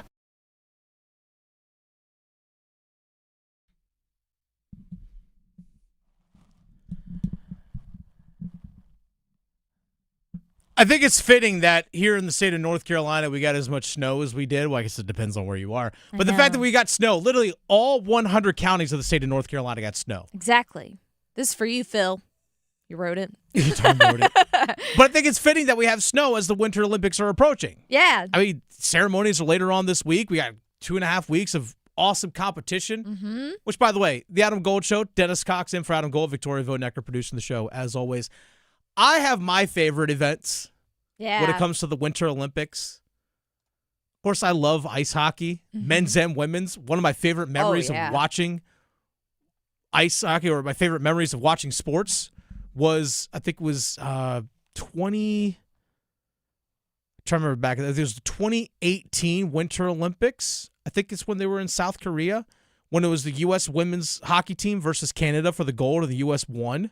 I think it was, remember correctly, it was the shootout in overtime. I remember staying up late. It was like 3 a.m. Staying up late and watching that game. Yeah. Loved it. Oh, yeah. Fantastic game. I was going nuts. Yeah. My roommate's like, "What are you doing?" I'm like, "You're not watching this?" Exactly. What's wrong with you? It was a good time. Mm-hmm. It was a good time. So, Victoria, as something any time that I fill in, we do a blind ranking. And oftentimes I have you give me a list of items or events or players, whatever it is that we are ranking. But Victoria, I'm going to have you be the one that ranks. So Okay. it's a blind ranking of Winter Olympic sports. Yes. Blind ranking. So Victoria does not know the list of events that I'm going to give her. Right. But she has to slot them in somewhere 1 through 5. Yes. She doesn't know what's going to come next. She's just got to slot them in. She can't switch them around. And there's so many good options, too. There are. There are. So the question is, which are you going to get? Okay. All right, the very first one that you are going to get, it's actually one of my favorite events. It's the biathlon. Yes. So if you don't know the biathlon, it's cross-country skiing with rifle shooting. So you got to cross-country ski to a target, and then you got to fire your rifle on the target. Right. And then you got to ski to the next spot. Right. It's the biathlon, Victoria. Exactly. Where are you blind ranking the biathlon? I feel like if they really wanted to make it, extra spicy, just take a shot. Like they have to take a shot of Fireball to warm them up because it's that'd be winter. a triathlon. It's the winter. I love the biathlon. I love it. Because people could come from behind, too. Like, there could be there's somebody who leads, but then they just can't shoot their shot correctly. Oh, man, that's, okay. That's got to be number 2 for me. Number 2. I have to put that as number 2, because that's one of my faves. I love it. Yeah. There's not many that I like more than that, so I can't, yeah. Okay, that's fair. The biathlon, underrated Olympic sport, by the way. It is. Absolutely underrated. It is. You have them at 2 in the blind ranking. So number 1, 3, 4, and 5 are available for you for this next sport. Curling. Oh, gosh. Okay. As much as they get into it, I've learned to like curling a little more because they just get so into it. And it's like, I remember last time watching, there was a team in particular where one half of the team was not excelling to the liking of the other teammate, and they were getting so frustrated. I felt it was very intense for curling. Oh. It's not my favorite, but it's also not my least favorite. I'll put it at 4. 4? Yeah. All right, 4 curling. I think you may have disappointed some people here. Just let you know that. I know. By the way. I think you're disappointed. Okay, so you put biathlon at 2. You put curling at 4. So you have 1, 3, 5 available. Victoria Vonecker, the producer of the Adam Gold Show, she is currently blind ranking Winter Olympic sports. Again, she does not know the event that I'm going to give her next. So again, you have 1, 3, and 5. 1, 3, and 5 available. The next one, short track speed skating. So we're talking. So again, encompassing all those events. So like the 500 meter, the 1,000 meter, the relay, short track speed skating. Okay, this is good. This is a good one because it's intense. I like it better than curling, but I don't like it better than the biathlon. So I'll put 3. That'll be a good middle spot for me. It's a good one, but it's not my fave and it's not my least fave. All right. So I gave you biathlon, you put it at 2. I gave you curling, you put it at 4. Short track speed skating, you put it at 3. So you only have number 1 available on the blind ranking, and you only have number 5 available left on your blind ranking as well. So again, exactly, you put yourself in a spot. It's you like put yourself one or the other here. in a spot. The next one is the luge. Oh, yes, I love luge. Oh, I do. And I think I get that from my dad. Oh, man. Okay. So it's either 1 or 5. I know. Oh, my goodness. The luge. I hate this because I don't like curling more than luge. Oh, man. Okay, well, we're just going to have to do it because I feel like you might say the one that's going to be better than the biathlon. I hate it. I'll have to put it at 5.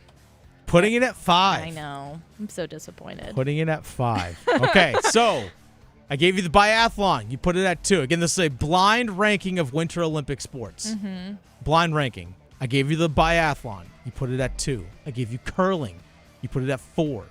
I gave you short track speed skating. You put it at 3. I gave you the luge. You put it at 5, which means number 1 goes to ski mountaineering. Oh, that is just garbage. Whoa, come on. Why? That is so bad. That's not my number 1, but I guess it is number 1 No, it today. It is now. For those who don't know what No ski shade. mountaineering is, it's a sprint race that consists of ascent and descent. Mm-hmm. The ascent has 3 stages. Athletes begin the race with their skis attached, then remove them and place them on their backpacks to tackle a set of steps. The final stage includes a further ascent on skis before the skins are removed for the descent to the finish line. So there are various elimination rounds in the lead up to the final, which medals are awarded. Again, the normal duration of the race is about 3.5 minutes per heat. Yeah. There's a mixed relay as well. So yeah, you're like taking your skis off, putting them on, like Snooze. Hey, it's your blind ranking. Know. See, for me, a number 1, like I would have been okay with hockey being a number 1, bobsled being a number 1. I know. Or snowboarding really is. I love snowboarding. Mm-hmm. I love that one a lot. So, yeah. Obviously, take away ice hockey just because I love hockey no matter what it is. If you take away ice hockey, biathlon. It's the best. I know. Biathlon is the best. It's so good. Like, I have to watch. That's one of those events that's like, okay, let me check the schedule, make sure that I'm awake when this is on, or I DVR it because it's good. It's great. Our guy Boris on our YouTube live chat says, watching curling, in my opinion, is like watching paint dry. Should have been 5. It was you close. Had it, at 4. It was 4. I just wanted to leave a little wiggle room, but of course that for like bit ski me. mountaineering. Exactly. See, should have put biathlon at number 1. That's a blind ranking. Yes. Victoria Noenecker, thank you for participating. Of course, we're ready. And I hope you did a blind ranking of your own at home, like as you participate or you're listening in your car, whatever. That's the fun thing about a blind ranking. You can kind of just figure it out on your own as we go along. Mm-hmm. It's a lot of fun. Mm-hmm. Yep. It's the Adam Gold Show. Dennis Cox in for Adam Gold this afternoon. Victoria Vodenecker producing the show. As always, you just heard her voice there in the blind ranking. Speaking of figuring it out as you go along, this is something that I hope that Dave Canales, Dan Morgan, the coaching staff, and people over there at the Carolina Panthers are still figuring it out as they're going along. So it was reported yesterday that the Las Vegas Raiders, as well as the Arizona Cardinals, are finally making their coaching decisions. Mike LaFleur, the offensive coordinator from the I almost said the St. Louis Rams, from the LA Rams is going to be the head coach of the Arizona Cardinals. Clint Kubiak, the offensive coordinator of the Seattle Seahawks, still has a Super Bowl this coming Sunday, will be the head coach of the Oakland Raiders. Oakland Raiders. Yeah, did it there. I was Las gonna Vegas say, Raiders. The See? other one that I do is Oakland Raiders still. Yep. Almost said it should have said the Vegas Raiders, them too. But he's going to be the head coach of the Raiders. So Ejiro Evero, the defensive coordinator for the Carolina Panthers, was interviewed multiple times for some of these jobs. Like, for example, the Raiders. He interviewed multiple times for the Raiders. He interviewed at multiple places for head coaching spots. All right? But we have seen, now, for example, the LA Rams are going to have to get a new offensive coordinator. And now Sean McVay, their head coach, is their play caller, but they're going to need a new offensive coordinator. Same thing with the Seattle Seahawks. They're also going to need a new offensive coordinator. I think from my understanding, this is going to be about 2/3 of the NFL, Victoria, are going to have at least new offensive coordinators. And there's obviously 10 teams, which is about 1/3 of the NFL, are going to have new head coaches. Right. And there's a lot of teams out there that are going to have new defensive coordinators as well. Again, kind of all part of the carousel of things, right? And then there's Carolina. No changeover. Staying consistent. Their assistant quarterbacks coach got promoted to be their pass game coordinator. Just kind of in-house promotion because there's some other teams that were interested for him in that promotion of a job. So Carolina wanted to keep him on staff. So he got promoted from within.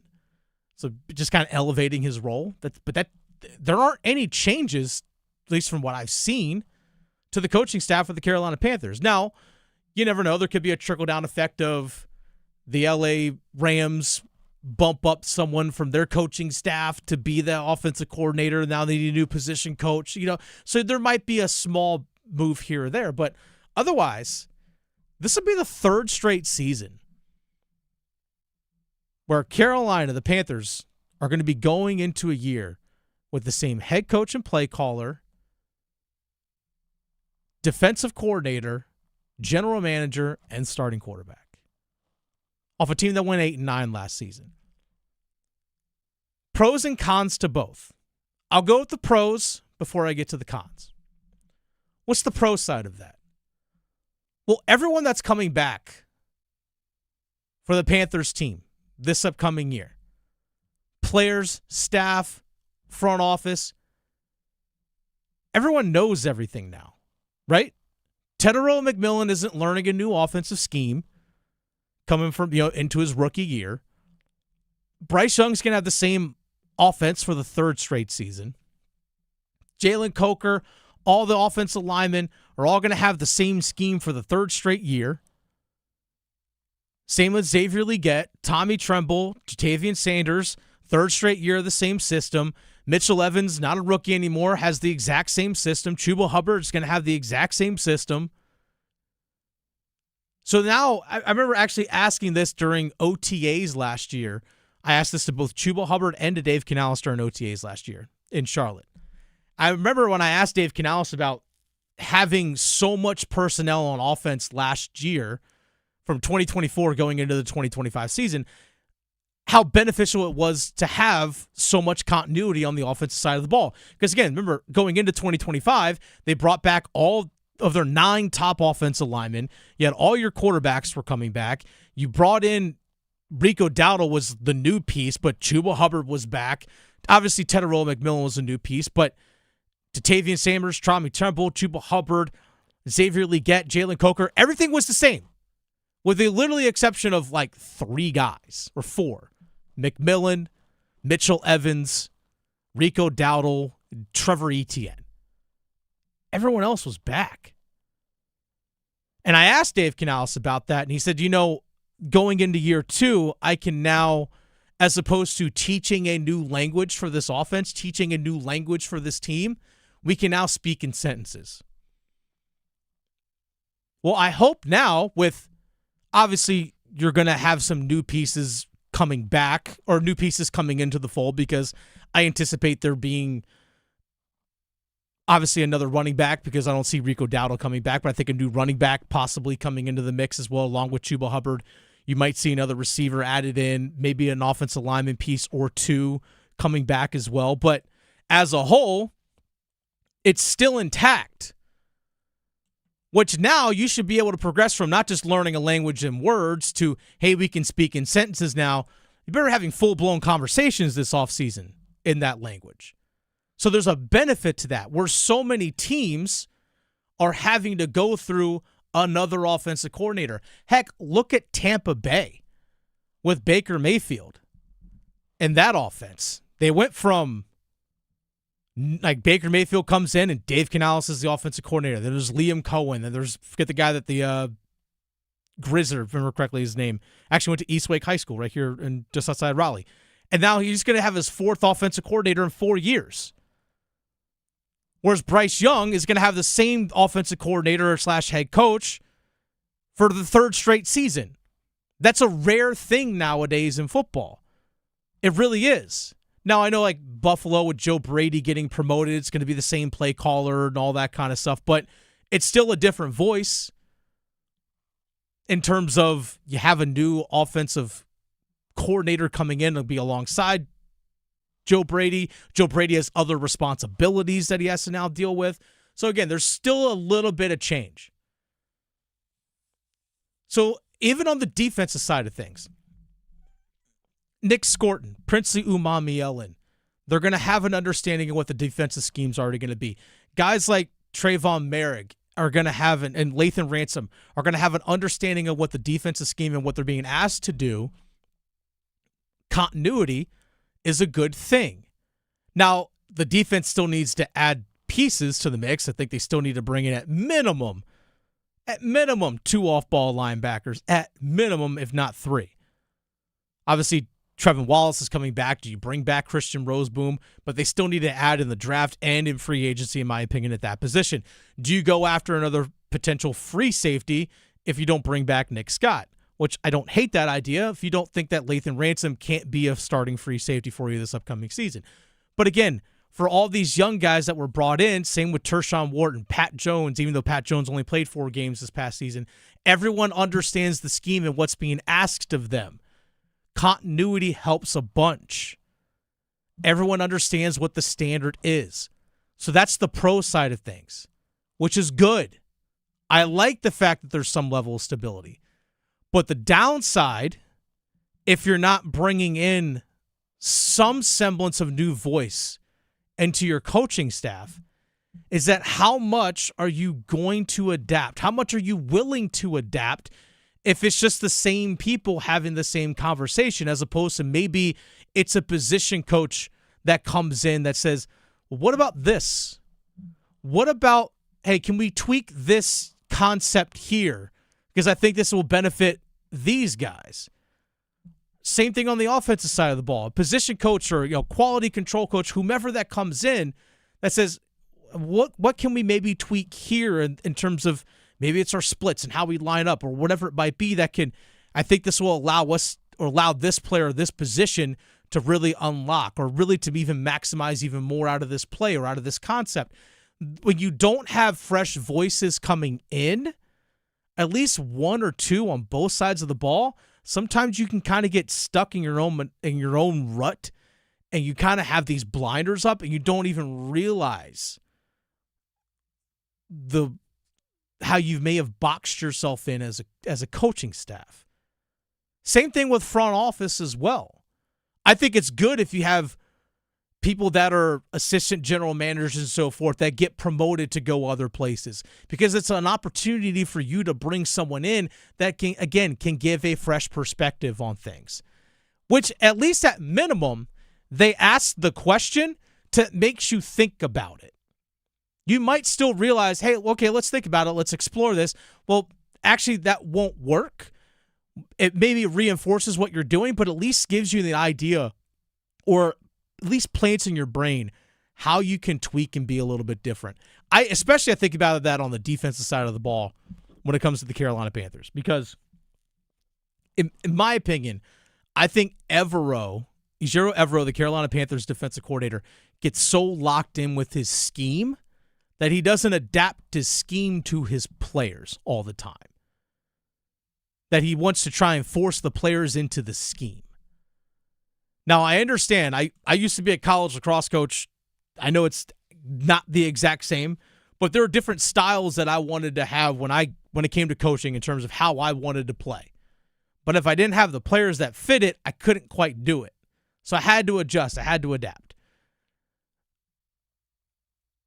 Are you maximizing the talents of your players by having them only do certain things or forcing them into a role?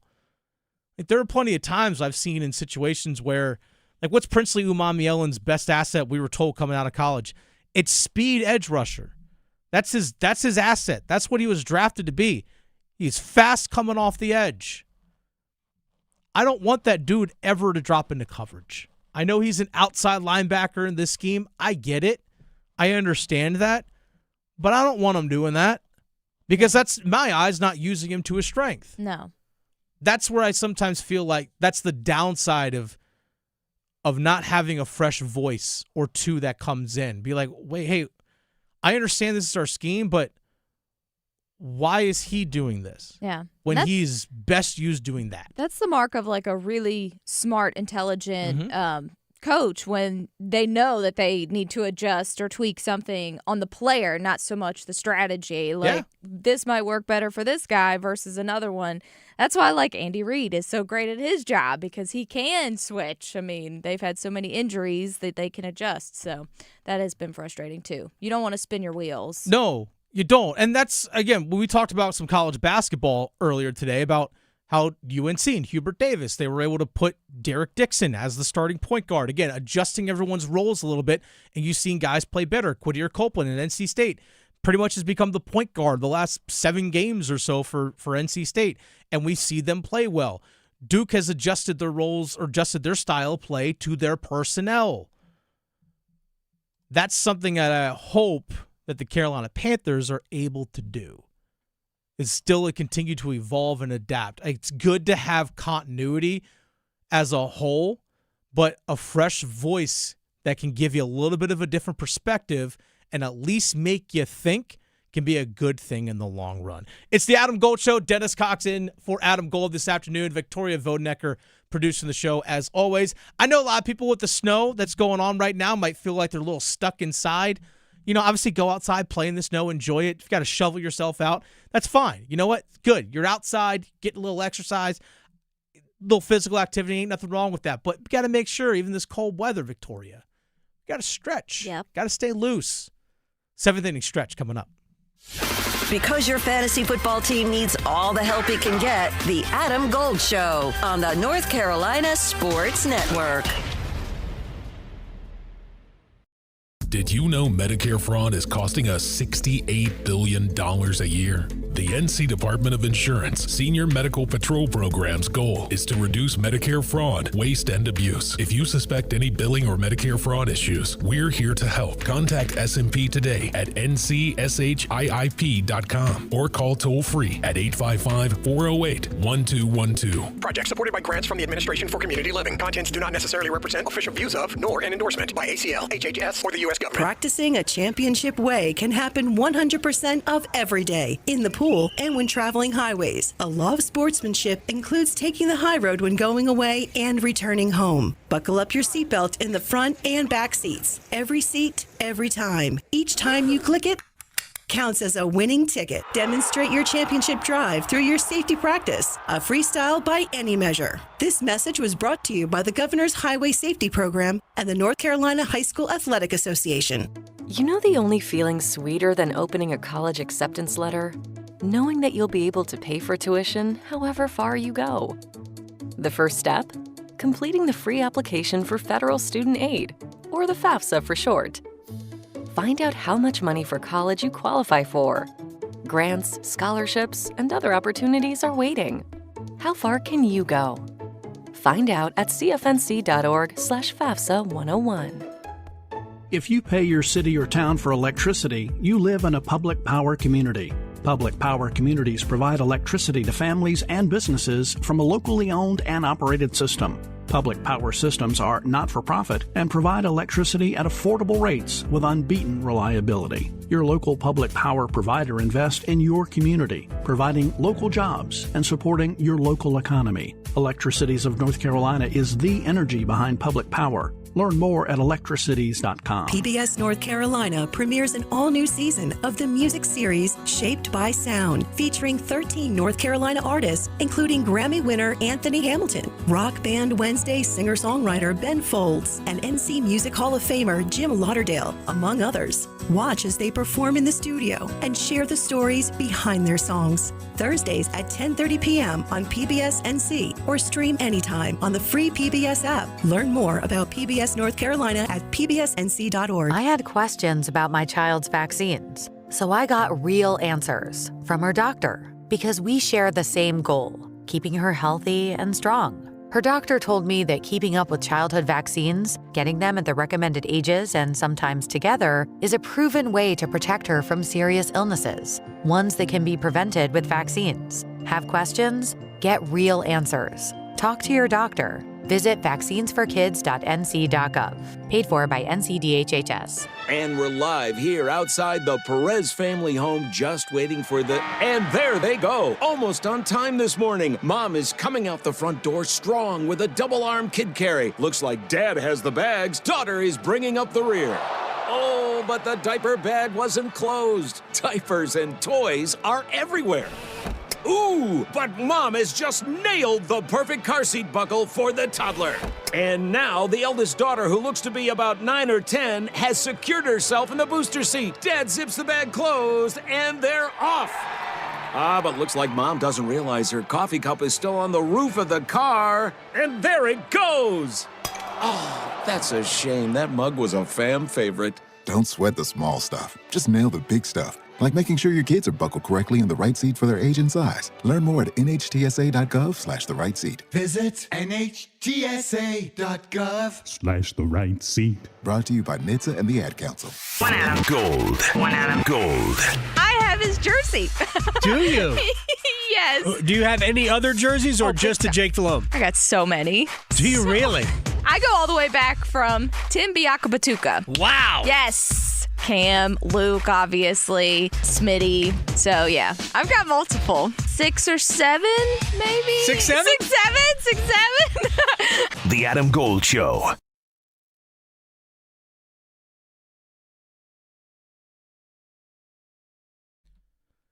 Victoria, do you remember your first jersey that you ever got, maybe as a kid or bought for yourself? Do you ever remember the first jersey you got? I think it was Tim's. Biakabatuka? Mm-hmm. Yeah. And then Jake.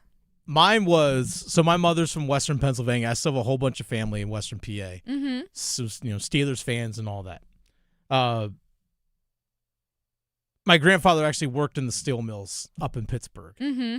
My uncle got me, Panthers fans will remember this name, Greg Lloyd jersey. Oh, yeah. Greg Lloyd, number 95. Mm-hmm. First jersey. I still have it. Oh, yeah. Still have it at home. Same. First jersey I ever had. Love it. By the way, if you're watching on YouTube Live, let us know the first jersey you ever got. Whether doesn't matter the sport. First jersey you ever got of an athlete. You can also at me at the Fan Rookie on social media, V to the Victoria on the socials as well. Feel free to tag us as well. Your first jersey. Yeah. I'm just curious to see what. Hey, you know what? Because my uncle got me this, or my dad got me that, or whatever it might be. That, or maybe you were in a team store and you had a parent that said, "Pick a player." Right. Like, who do you want? And you'd be like, I want that one. Yeah. Maybe your first was like a Rob Brindamore jersey when you were a kid. Maybe. That'd That's be fine. a sweet choice. Be a pretty good one. Hope you still have it. But Yeah. I'm just curious what everyone's first jersey was. But Yeah. my first jersey I remember was a Greg Lloyd. Mm-hmm. Pittsburgh Steelers. Still have that jersey. Same. Shout out to my Uncle Dan. Nice. Shout out to my Uncle Dan. All right, Victoria, it's cold outside. Got to make sure you stay limber. Got to stretch. Well, if that rodent has anything to say about it, today is Groundhog Day for anyone. Darn you, Phil. Seeing your shadow. You're saying 6 more weeks of winter. Right. Who's not aware. He saw a shadow, but don't worry, because he's only about 35% accurate. So it's literally better to flip a coin. So I was reading just some fun facts, I guess, if they are fun, about Phil. Punxsutawney Phil. Yes, and he is. He's real bad at his job. Only 35%, so you would be better to flip a coin or you break out the magic 8-ball. Would probably be also appropriate. So no worries if you're not into all this cold stuff. It may not be 6 more weeks, but I don't know. I kind of feel like it will be anyway.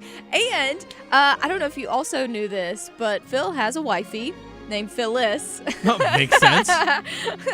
So that's cute. I thought they go Rugrats, like Phil and Lil DeVille. Exactly, exactly. Also, back in the day, like the 1800s, they used to eat Phil after he would see or not see his shadow. They don't do that anymore. PETA put the, nix on that. So wow, I did not know this. They did, yes. They used to eat them. Oh, winter? Yeah, you're done. Yeah, okay, well, you didn't see what I wanted you to see, so time to be dinner. So they don't do that anymore. So Phil will live to see another shadow, maybe. And also, he's seen his shadow more than he hasn't. So I guess he just likes to look behind him. I don't know. Because out of all the times that he's been doing this, over 100, I think it's been. How many times has he done? He's seen it more than not. So that's kind of like a given. I don't know if you could bet on it. If you could bet on whether he sees it or not, always take the fact that he will see it, because he does a lot. So there you go. I'm pretty sure there's someone has a line out there on it. But I'm sure the payout's not great. Like, hey, it's a minus 5,000 both ways or something. Yes, exactly. And then last but not least, a lot of people like to go watch Phil or not see his shadow. I know plenty of people that have done that, actually. Really? Yes. Okay. Well, it really ramped up after the Bill Murray movie, because it used to be 33 years ago is when that movie came out, and apparently before this movie there were maybe around 2,000 people that would show up, and now there's like 33,000. And last year hit a record for 50. So 50,000? 50,000 people. Jeez. Yes. So where I went to college, went to Shenandoah University in Virginia, which is in a town called Winchester. It's the northern part of the Shenandoah Valley, which is nearby where Virginia, West Virginia, Maryland all meet, right there. So not too far from Harper's Ferry. And to get up into Pennsylvania, you literally drive on I-81 north, and 10 minutes, you're into West Virginia. Go another 20 minutes after that, you're into Maryland. And then another 10 minutes after that, you're in Pennsylvania. So literally it's like 40 minutes, and you're already inside Pennsylvania. Yeah. So to get up there to Punxsutawney, that central Pennsylvania area, really wasn't that long. So I actually had some friends from college that on Groundhog Day would drive up. Yeah, that makes sense. And then go get breakfast. Yeah, or something like that. That's what they do. But we always had lacrosse, so I never went. Oh, yeah. Well, you didn't miss anything. So, yeah, again, he saw his shadow, which apparently means 6 more weeks of winter. But we do live in North Carolina, so it'll probably be 70 in the next couple of weeks. And then it'll be ice storm after that. Who knows? Exactly. So just prepare yourself for that. Also, I don't know if you should prepare yourself for this, but do you like ketchup? Yeah. Okay. I do. I mean, obviously, I'm not going to put it on everything. Well, but yeah. Then this may not be for you. Okay. Because Heinz launched something called a keg-chup. Sorry, what? Exactly. And it is 19.5 inches, a 10-pound ketchup dispenser. So it kind of works like when you go to a baseball game and you've got the hot dogs and you just like you see it like at a sporting event at concessions. Yeah, okay. But it's in the shape of a keg, right. sort of, and it is full of ketchup, and they want you to take this for your Super Bowl party. That's if you're fair. having one. So Heinz says that it is for sale this year, but you can enter to win if you would like, because they are giving some away for that, and you can find them on the gram. But they do say there's only going to be 5 winners, but if you want to buy this keg chup, they say that it could cost you about $175. This sounds like a gift for my fiance. Oh, is she a big ketchup she loves person? ketchup. Okay. She loves ketchup. There are some people that I know who will put ketchup on literally everything. She won't put it on everything, but she does love ketchup. Well, this would be great for her if you want to buy $175 I can't wait to see the pictures of someone doing a keg stand with the ketchup. Oh, yeah. You know it's gonna yeah. happen. Absolutely. Maybe they would do that after winning a good bet. Place your bets. Here. I bet you slice into the woods $100. Gambling is illegal at Bushwood, sir, and I never slide. Okay, you can owe me. I owe you one.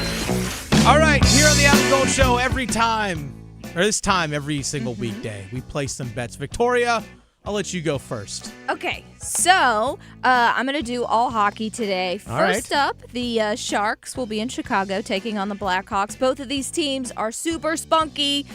Speaking of Phil, a little rodent. Both of these teams are young in their building, and they're doing pretty well so far this season. But give me the Blackhawks at home to win, and I will take, why not, the over 6.5 plus 275. Okay, Blackhawks at home. All right. Yeah. See how it is. I have Macklin Celebrini, Connor Bedard. Oh, yeah. That should be a good game. Hornets tip off here in about an hour and 15 minutes, hour and 10 minutes. Yep. It'll be Brandon Miller of the Hornets, 25-plus points tonight, or this afternoon, at plus 116. Oh, there you go. I'll take that. Look at that. Next up, I'm going with the Canadiens versus Minnesota Wild. The Wild is getting wild, and I think they'll win at home also. And give me the over 6.5. So the Wild to beat the Canadiens, over 6.5 plus 220. All right, give me the New York Islanders at the Washington Capitals to win outright on the money line, plus 110. Okay. And last but not least, I'm taking all at-home teams. The Ottawa Senators in Pittsburgh taking on the Penguins. Give me the Pittsburgh Penguins. And why not? I'll just stick with the theme. Over 6.5 plus 265. All right, final one here for me. Give me the big-time upset in college basketball. Give me Gardner-Webb over Charleston Southern on the money line, plus 1,200. Give it to me. Oh, nice. Let's go Gardner-Webb. I'm just rooting for the in-state team. That's really about it. There you go. That's all I'm doing. I didn't see Davidson. I don't think Davidson plays today. Yeah. Well, it's That's your really bet. it. You could do it. By the way, we actually, if you enjoy college basketball, if Kansas, Texas Tech tonight, Big 12, the top 15 matchup. Just saying. Yeah. Could be a fun one. Could be a lot of fun. All right, so that's Place Your Bets here on the Adam Gold Show. By the way, real quick, speaking of hockey, did you watch any of the Stadium Series game yesterday? Between Tampa and Boston? I didn't get to catch any of that, my God. but I did If you see get a chance highlights. to, Yes. oh my gosh. You want to talk about a spectacle? It was everything that you wanted an outdoor game to be if you're the NHL. You had a 4-goal deficit by Tampa. They come back, tie the game, goes overtime, shootout. You had a goalie fight. You had a goalie fight. That's been a theme now here lately. We've had a couple of them. I mean, we never have those. Andrei Vasilevsky of the Tampa Bay Lightning, Jeremy Swayman of the Boston Bruins, just meeting at center ice in the middle of a football stadium. Let's go. Wall of Sound, next. Still arguing whether hockey or golf has the tougher dress code? The Adam Gold Show on the North Carolina Sports Network. Despite the bubble's best effort, the Triangle did end up seeing snow, which was perfect for snow cream and maybe a little Sharky edition. I'm Victoria Vodnecker here for Blue Shark Vodka, a locally owned, family-operated North Carolina business that produces the smoothest and cleanest vodka. And if you know me, I'm immediately thinking snow cream whenever I hear snow might be coming. And I never really thought to make a happy hour version of snow cream, but once you've tried Blue Shark Vodka, you'll want to experiment and try it in all different kinds of ways. So if you haven't already, go check them out at your local ABC store. Adam. I'm Adam Gold, and I'm there. Tim. I'm Tim Donnelly, and I'm there. Dennis. I'm Dennis Cox, and I'm there. Victoria. I'm Victoria Vodnecker, and I'm there. Paul. I'm Paul Eihander, and I'm there too. You'll find them all here on the brand new 99.9 The Fan app. To work, to school, the beach, the mountains, the arena, take The Fan with you wherever you go. Available for Apple iPhone and Android phones. Download the 99.9 The Fan app today. Powered by Aspire Money Management. Organize easy. Organize tough. Customize your work truck or van with upfit solutions from Van Products. Steel and aluminum shelving, toolboxes, data files, cabinets, drawers, conduit carriers, ladder racks, everything safe and secure. Everything built as unbreakable as you by Adrian Steel. Backed by the best warranty in the business. 3 years, 36,000 miles. Everything custom installed by Van Products so you know it's done right. From a single work rig to a fleet, choose custom installed upfit solutions from Van Products. Get as loud as you can for Monster Jam! The one and only Monster Jam. Packed with stunts, smiles, and jaw-dropping skills. See the world's best drivers tear up the dirt in your favorite Monster Jam trucks. Like Gravedigger, El Toro Loco, Sparkle Smash, and more. Only at Monster Jam. Coming to Lenovo Center, February 21st and February 22nd. Brought to you by BKD Tires. Visit monsterjam.com. You know, Coach is right down the street. I thought this was hilarious. I actually introduced him to Mike at Mike's 60th birthday the other day, and he walked up to Mike Wheelis, and they realized that they went to Carolina at the same time. You're right here in Apex, North Carolina. Yep. He has a massive office where they're taking care of people day in and day out, and he would love to sit down with you and create a plan. You know, Amanda, I've noticed an alarming trend lately where a lot of advisors from other states are trying to use AI and use a lot of advertising to get people to do a Zoom meeting with them, and all of a sudden you're sending them a check to a different state. I would never do that. So we're local. Come see us. Come. We have 27,000 square feet here in the Coach Pete land, we call it, in Apex. Come see us. Get some of my books when you come in. But more importantly, let's get a plan designed for you and your family. Call now. Let's design that perfect plan. Call Coach today, 919-794-7900, 919-794-7900, or text Amanda to 600-700. Amanda Daughtry is a paid spokesperson. Investment advisory services offered by Capital Financial Advisory Group, a North Carolina registered investment advisor. Do you worry about how much someone drinks? Do you feel neglected or unloved? If you answered yes to any of these questions, you are not alone. Al-Anon and Alateen can help. Call 1-866-200-0223 or visit alanon.org/help. Okay, get this. Now at Wendy's, you get to go biggie with new Biggie deals. That means going biggie with a $4 Biggie Bites, Biggier with a $6 Biggie Bag, or Biggiest with an $8 Biggie Bundle. So now you can choose and customize your Biggie deal. As you should. Sorry, I get fired up when I'm talking deals. More Biggie options so you can get more of what you really want at Wendy's. Price and participation may vary. Single items at regular price. Prices may be higher in Alaska, California, and Hawaii. I'm attorney Brian Ritchie. Workers' comp can be tricky, but my law firm will be on top of all the complicated paperwork and sneaky deadlines so that all of your I's are dotted and T's are crossed. If you've been hurt on the job, I'm on top of it. Contact us at ritchielaw.com. Broadcasting live from the Lenovo Studios. WCMC HD1 Holly Springs. 99.9 The Fan. The Triangle Sports Leader. Jackets the other way. Mustaf. Acrobatic look in transition. No. Stevenson secures the rebound. Long pitch ahead. It's Wilson all by himself for the two-handed Thunder. Freshman Dixon in the center jump circle. Crouched over. Picks up his dribble, is going to need help, hands off to Trimble. Trimble right down the center of the paint, gets the layup to go. Are they going to give him the continuation? Yes, and the foul. He'll pull up for the mid-range. No good off the back iron. Evans secures the rebound at the free throw line. He'll sprint front side. Oh my goodness! I thought the lob was too tall. Nothing's too tall for Caleb Wilson with the hammer.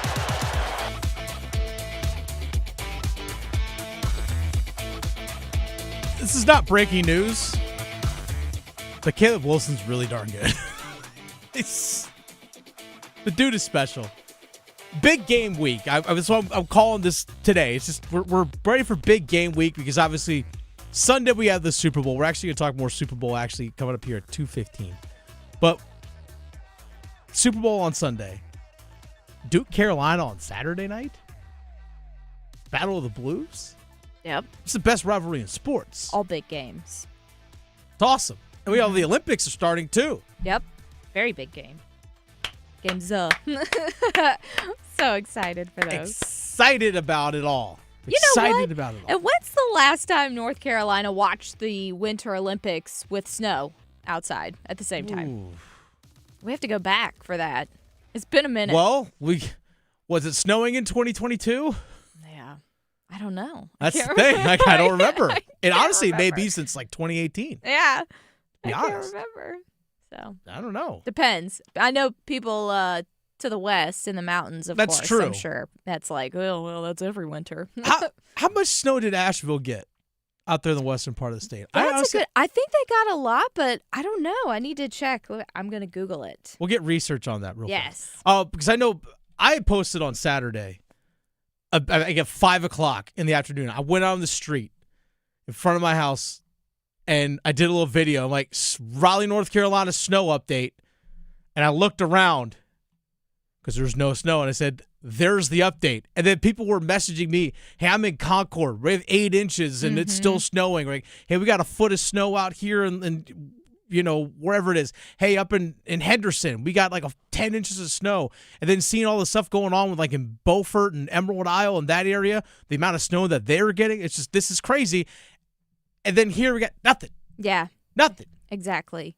I think it really depends because if you Google, it's saying Asheville got about 11 to 12 inches. Nice. But then if you do like a deeper dive, it looks like most of the area got anywhere from about 6 to 8. Maybe 5 to 8. So just depending, I guess, where you are at. But hey, we get it because we were in this little dome that didn't get anything until it was dark outside. I've never felt so left out in my life. I know. People are like, oh, FOMO, fear of missing out. No, I was missing out. Exactly. That little SpongeBob, like, meme, whatever, picture of, like, what is his Hogwarts? Or what is the guy, Warts? Something like that. He was looking through the window. Oh, as Squidward? Like, yes. Yes. Where Squidward. SpongeBob and his friend Patrick were up playing in the snow. Yep. That was, that was so us. That was 100% like, yo, you guys are just having all the fun. Yeah, what fun. Well, I know who had some fun this weekend. There was actually some teams that won some games, including Carolina Hurricanes, obviously won yesterday. Duke, NC State, and UNC basketball all won on Saturday. Let's get to the Wall of Sound. The Wall of Sound is a function of this studio. There's no doubt about it. So you heard the highlights coming back in. By the way, it's the Adam Gold Show. Dennis Cox in for Adam Gold. Victoria Vodnecker producing the show. You heard the highlights coming back out of break of UNC basketball. You heard Jones Angel and the Tar Heel Radio Network and those sound bites. And again, you're hearing Caleb Wilson and all the highlights that he provides as a player. And Hubert Davis, the head coach, discussed after the game the big win over Georgia Tech. Well, I thought from an offensive standpoint, I thought the ball moved really well. Very unselfish from an offensive standpoint. It started with Caleb. We thought that they would have to double the post if we threw the ball into Caleb. And just his instinctively, just as soon as the ball touched his hands, like he got it to an open teammate. And it just ignited everybody else on how to play. It was 0.5 mentality where, when you catch the ball, you're making quick decisions, whether to shoot, to drive, or to pass. And I felt like Caleb started us off that way, and it led to everybody else. Defensively, we had some mistakes in both halves, but overall, I thought we did a really good job of limiting them on getting into rotations off of ball screens. We knew that they would set a ton of ball screens. I don't think we got in very many rotations, and so defensively, I felt like we did a good job as well. The first part he said about the ball moving offensively. Again, I will attest, this is my opinion on this. We've seen the offense flow so much better the last 4 games since Derek Dixon became the starting point guard. Plain and simple. I know he's a freshman. I know that they brought in Kyan Evans through the transfer portal from Colorado State and apparently paid him a decent amount of money. But Derek Dixon makes that offense just run so much better. The ball doesn't get stuck in someone's hands. The ball just moves. There's more flow to the offense. And again, I think taking Luka Bogovac out of the starting lineup and then allowing him to be the focal point of the second unit offensively for UNC is the reason why North Carolina's basketball over the last 4 games has seen their offense look just so much better. That's a coaching decision. Got to give Hubert Davis credit where it's due. Now, also, it very well could be it's just 4 games. It's just 4. It could just be a hot stretch. Very well could be. I fully acknowledge that. But it doesn't feel like that. feels like they actually found a flow with something. Also, another team that got a win this weekend. It was actually last night. It was the Carolina Hurricanes. I was at the game last night. It was in the post-game presser as well with head coach Rob Brindamore, and he actually was overall, even though they had to go to overtime and win 3-2 in overtime off the stick of Sebastian Aho, overall, still pleased with the game was the head coach. Well, I thought we were playing a perfect game, exactly how we wanted to do it. We knew what you said, we had to be patient, but I thought we had the better looks, and obviously we were in a good spot. They got a couple, but I love the way we just kept playing, and actually we had probably the better looks at 2-2, a couple of good opportunities. They win it, and then obviously overtime. So I thought it was a great game by us. And also, he was happy with the bounce back from the previous night. I mean, I thought all our D did a nice job with that. They were really flying the zone. They were trying to get, and we did a nice job with that, and then keeping pucks alive. We had created a lot of opportunities from it. So, yeah, you had to be on your toes because those are dangerous. You get a guy behind us. They got us once in the first, got behind us. But overall, I am really pleased with that bounce-back game because that was what we needed. Yeah, Saturday's game in Washington, even though they were up 3-0, they weren't playing well. That's the weird thing about hockey is that Carolina on Saturday in Washington didn't play well, the Hurricanes. It was not a good game overall, but somehow they found themselves up 3-0. And then all of a sudden, Mark Jankowski has a great scoring chance on an open net, just hits the post. Just missed. I'm like, if he makes it 4-0, you're probably walking away with a win, even though you didn't play well. But then Sunday, you come back home, taking on the LA Kings, where overall it played a really, really good game. There was, I think, no shots on goal for LA in the second period as a whole, Victoria, remember correctly? None. It's crazy. Bussy only had to make like 11 or 12 saves. Yeah. But they played a great game, but they also they had plenty of scoring chances, and there were just a couple that just didn't go. Plain and simple, there's just a couple that just simply didn't go. It's a weird sport like that. But hey, you won. You won in overtime, and now you have a break, Victoria. Oh, actually, by the way, real quick, before Brandon Bussy, we're just glossing over this again. I haven't even mentioned it in the 2 hours and 9 minutes since the show started. The fastest or most wins in 25 starts in Let's go, Bussy. NHL history. Just and Bussy, we trusty. In every single game. Every single game. Apparently, someone said, yeah, he's the one that's stopping the snowstorm. I know. I was going to ask, did you see the little picture someone created? Yes. It's fantastic. They did. Loved it. But now, the Canes just have 2 games left before the Olympic break. Now, obviously, guys like Sebastian Aho, Jacob Slavin, Freddie Anderson, Nikolai Ehlers, those guys are all going to be competing in the Olympics. I don't think I missed anyone in that regard. I thought Seth Jarvis hopefully was going to make it for Canada, but it is what it is. But those guys are all going to be competing in the Olympics. But for everyone else, it's vacation time. And we all know what it's like when you have a vacation coming up, Victoria. You're just ready to go on your vacation. Your brain is already checked out. Rob Brindamore says it is hard to stay focused with that Olympic break looming. Yeah, that's human nature, but you got to assume that's kind of how everybody is right now. So, yeah, I mean, you got a job to do, and that's my job, to keep them focused and try to keep them pushing to whatever this break is. And like you said, we got 2 more games. 2 more games left. Tomorrow at home against Ottawa. Thursday on the road at the New York Rangers. That's it. And then all of a sudden you get a nice little long break. Now, I would not be surprised. I think that the guys that are competing in the Olympics might be flying directly from New York out to Italy. I think. So some of those guys are going to be packing bags for a few weeks. So again, your focus, again, for a guy like Slavin or Aho, Ehlers, Freddie Anderson, that road trip is a little bit different because they're probably, my guess, if they're flying out from New York, again, it's what I'm anticipating, going directly to Italy, well, now I got to make sure I got everything packed up. I got to have all this other stuff. So it does take some focus away. But again, human nature, it's what it is. I mean, heck, there are guys for the Rangers that are playing in the Olympics as well. Yeah. There's quite a few of them, actually. Should be a good time. Should be a good time at the Olympics. It's the Adam Gold Show. Dennis Cox sitting in for Adam Gold this afternoon. Victoria Vodnecker producing the show. As always, by the way, Victoria, we asked the question a little bit ago because I asked you this, your first jersey that you ever got, whether it's something that you bought for yourself or maybe it was a gift to you or maybe you were with parents or somebody and like, I'm choosing, hey, whose jersey do you want? That guy. And they buy you that jersey. So I actually had some people chime in and say, this one comes from Run 88 Fast. Said first jersey was Arturs Urbe.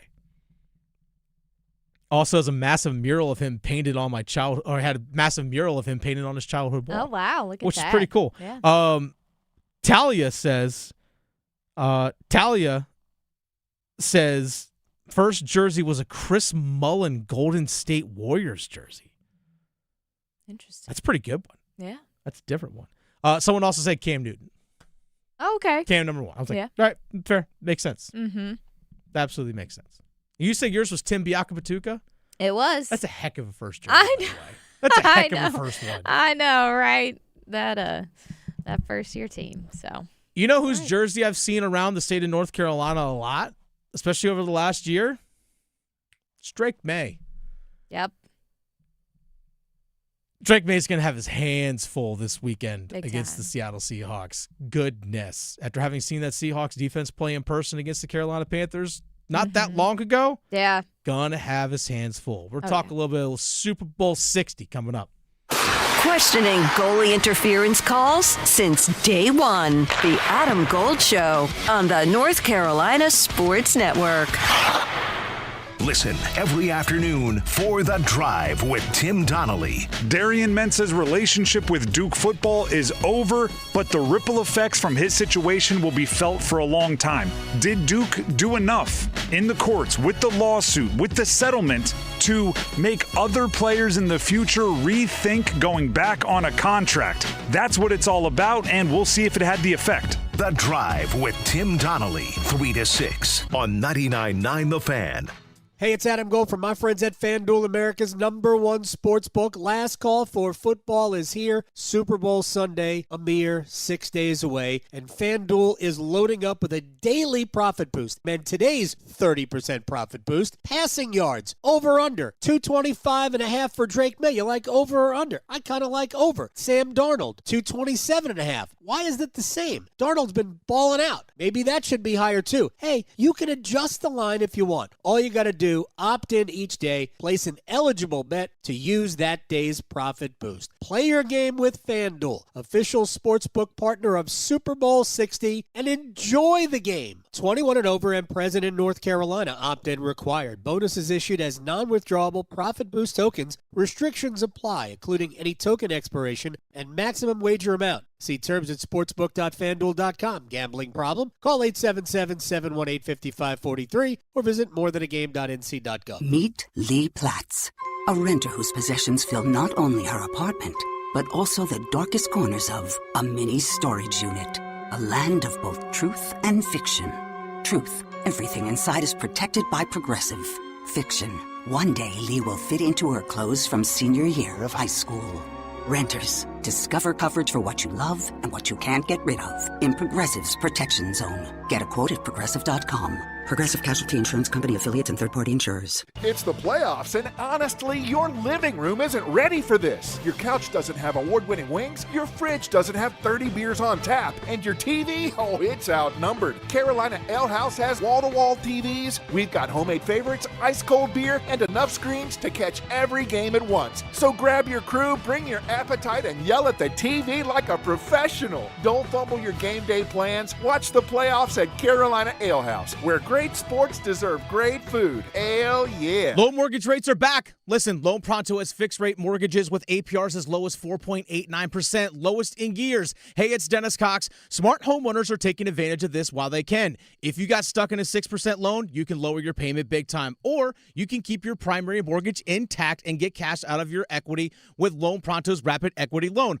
One homeowner just got $250,000 out of their home. They paid off all their credit cards and some car loans and cut their monthly expense by $2,000. Call now and see what option works best for you. But don't miss the big rate drop of 2026. Ask about new home loans, VA loans, full cash out refis, or their famous rapid equity loan. You can close in less than 2 weeks, and you may be able to skip your next 2 house payments altogether. Call 919-381-1760 or visit loanpronto.com for your free instant home appraisal with no hard credit pull. Call 919-381-1760 now, loanpronto.com. Equal housing lender, NMLS 166171, APR for well-qualified buyers. Visit NMLSconsumeraccess.org. I know that hiring can be challenging. You need someone to match your role perfectly. Well, now you can meet them fast on ZipRecruiter. Build your team, build it sooner. Meet your match on ZipRecruiter. Just head to ZipRecruiter.com/free right now to try it for free. That's ZipRecruiter.com/free. Meet your match on ZipRecruiter. Try it free. One Adam. Gold. One Adam. Gold.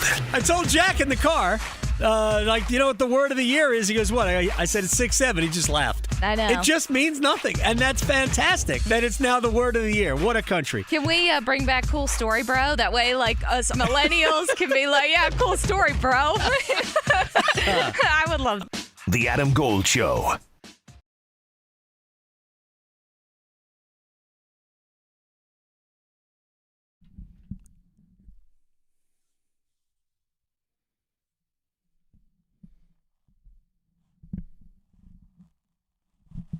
Beautiful song choice here, Victoria. Oh, thank you. Since that rodent Phil Darn saw his shadow. Darn rodent Phil. You know, no one knows what the future holds. No. Not even Punxsutawney Phil himself. Believe it or not, Victoria, there actually are already, speaking of futures, right? There actually are already future bets you can actually have on the 2026 NFL season. Oh. Like future awards. Like, for example, Josh Allen already a plus 550 to win MVP in 2026, 2027. Wow. We're already there. The betting favorite. Wow. All right. Lamar Jackson plus 650. Pat Mahomes plus 1,000. Justin Herbert plus 1,000. Joe Burrow plus 1,000.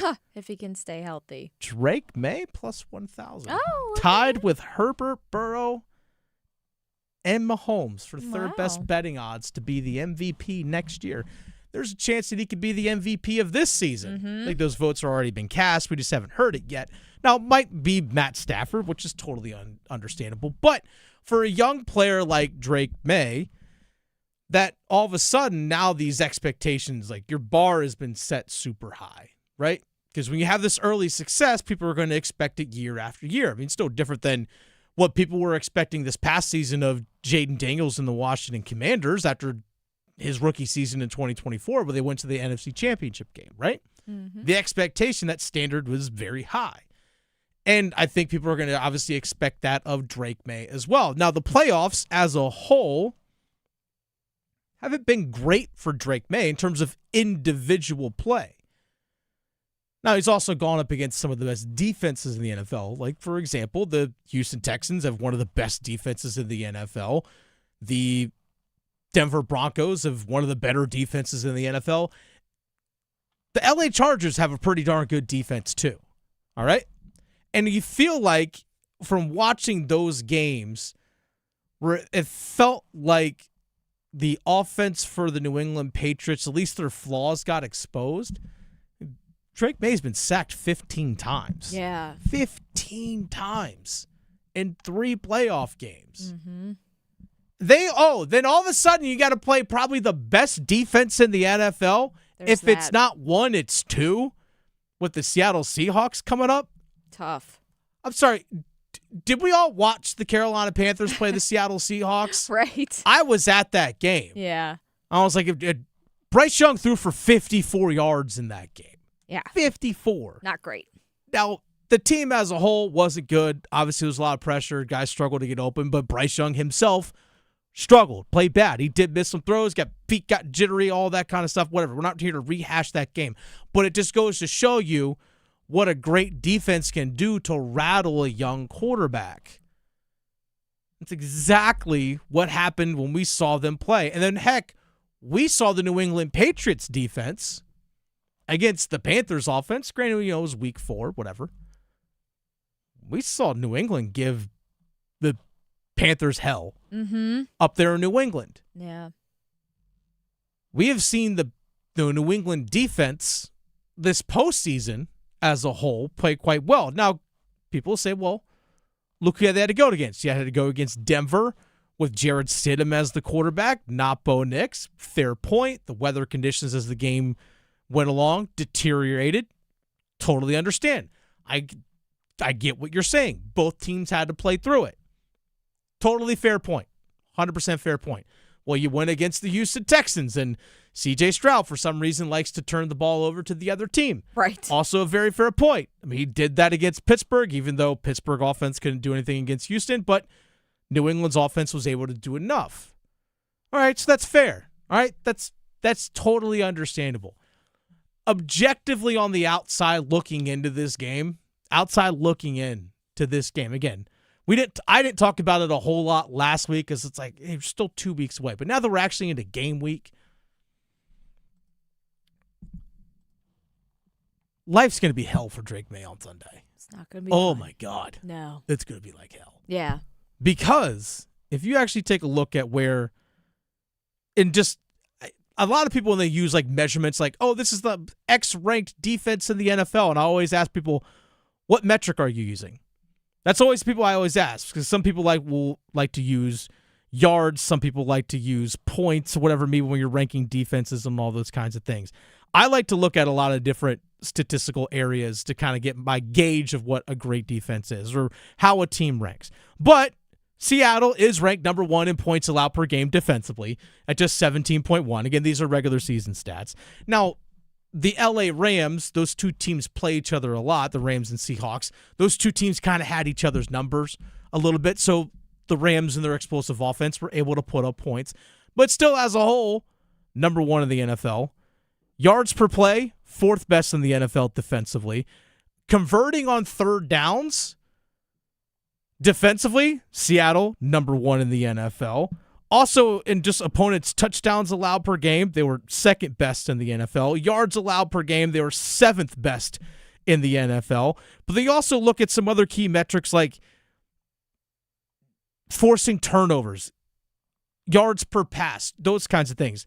Yards per attempt passing, Seattle defensively, 2nd best in the NFL. Yards per carry, defensively allowed, number 1 in the NFL. They don't give you a whole lot. And for a Patriots team that, let's be honest, yeah, you have Travion Henderson, Ramondre Stevenson as running backs. You have Hunter Henry as a tight end. I know you have an older but a declining, I guess you could say, Stephon Diggs. Still a good player, but coming off the ACL injury from last year, he's just not what he was in 2019. Just not. Mm-hmm. That's okay. Like, he's still good, but he ain't what he used to be. And that's a fair assessment. And you have a guy by the name of Booty, Kayshon Booty, who's like your number 2 receiver and is your deep threat down the sideline. I'm sorry, the talent and skill just doesn't match up. It doesn't equate. In my eyes, seeing Seattle, watching them again in person, the fact that they are able to get pressure with just their front 4, they can just straight up beat you. That's exactly what the Houston Texans were able to do, and even parts of the time, that's what Denver was able to do as well. Simply just get pressure with 4. And Seattle can get pressure as good as anybody. Mm-hmm. As good as anyone. Yeah, I definitely think it'll come into play with them having vets on the team. Like, that does help to take the sting off of it, too. Yeah. So, not that Drake can't handle pressure. He can, but it's a different ball game when it's the game. Yeah. When it's the game, things are ramped up a little bit more. I'm curious to see how him as a young quarterback handles that spotlight, because it seemed like he handled quite well the first 3 playoff games that he had this season in terms of just mental composure. For the simple fact of, like, for example, go to the Denver game in the AFC Championship. The snow conditions and all that kind of stuff were bad. I remember Josh McDaniels said this to him. He said, it's hard out there. Footing, everything. It's just hard. And he goes, yeah, It's supposed to be hard. Josh McDaniels is offensive coordinator. Yeah, it's supposed to be hard. But if we can get through it, it's going to be one of the best 6.5 minutes of our life. And it's like, okay. And he was able, from a mental standpoint, able to focus on that. It's like, yeah, it's going to be hard, but can you push through? And one thing that impressed me was the fact that in that game-sealing bootleg, we say, hey, we get a first down here, we win this thing.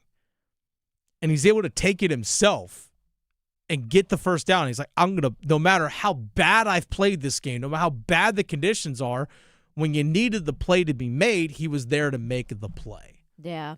And that, again, in my eyes, I know it's something I said on Friday last week, is something that is a mark of a great athlete and a great player. It's the mental side of the game that separates oftentimes the good from great, or the great from the elite, or even just the average from the good.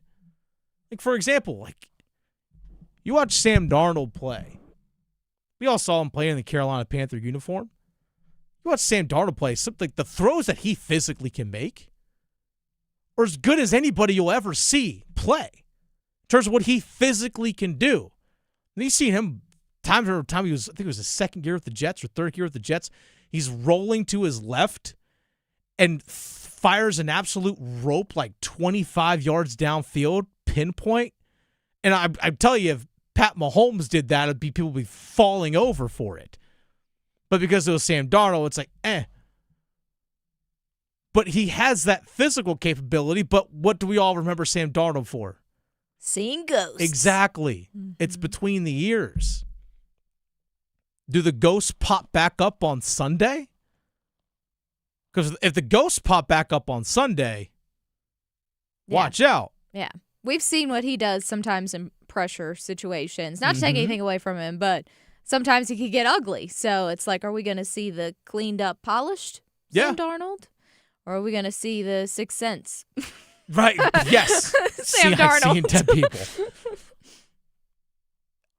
I always say that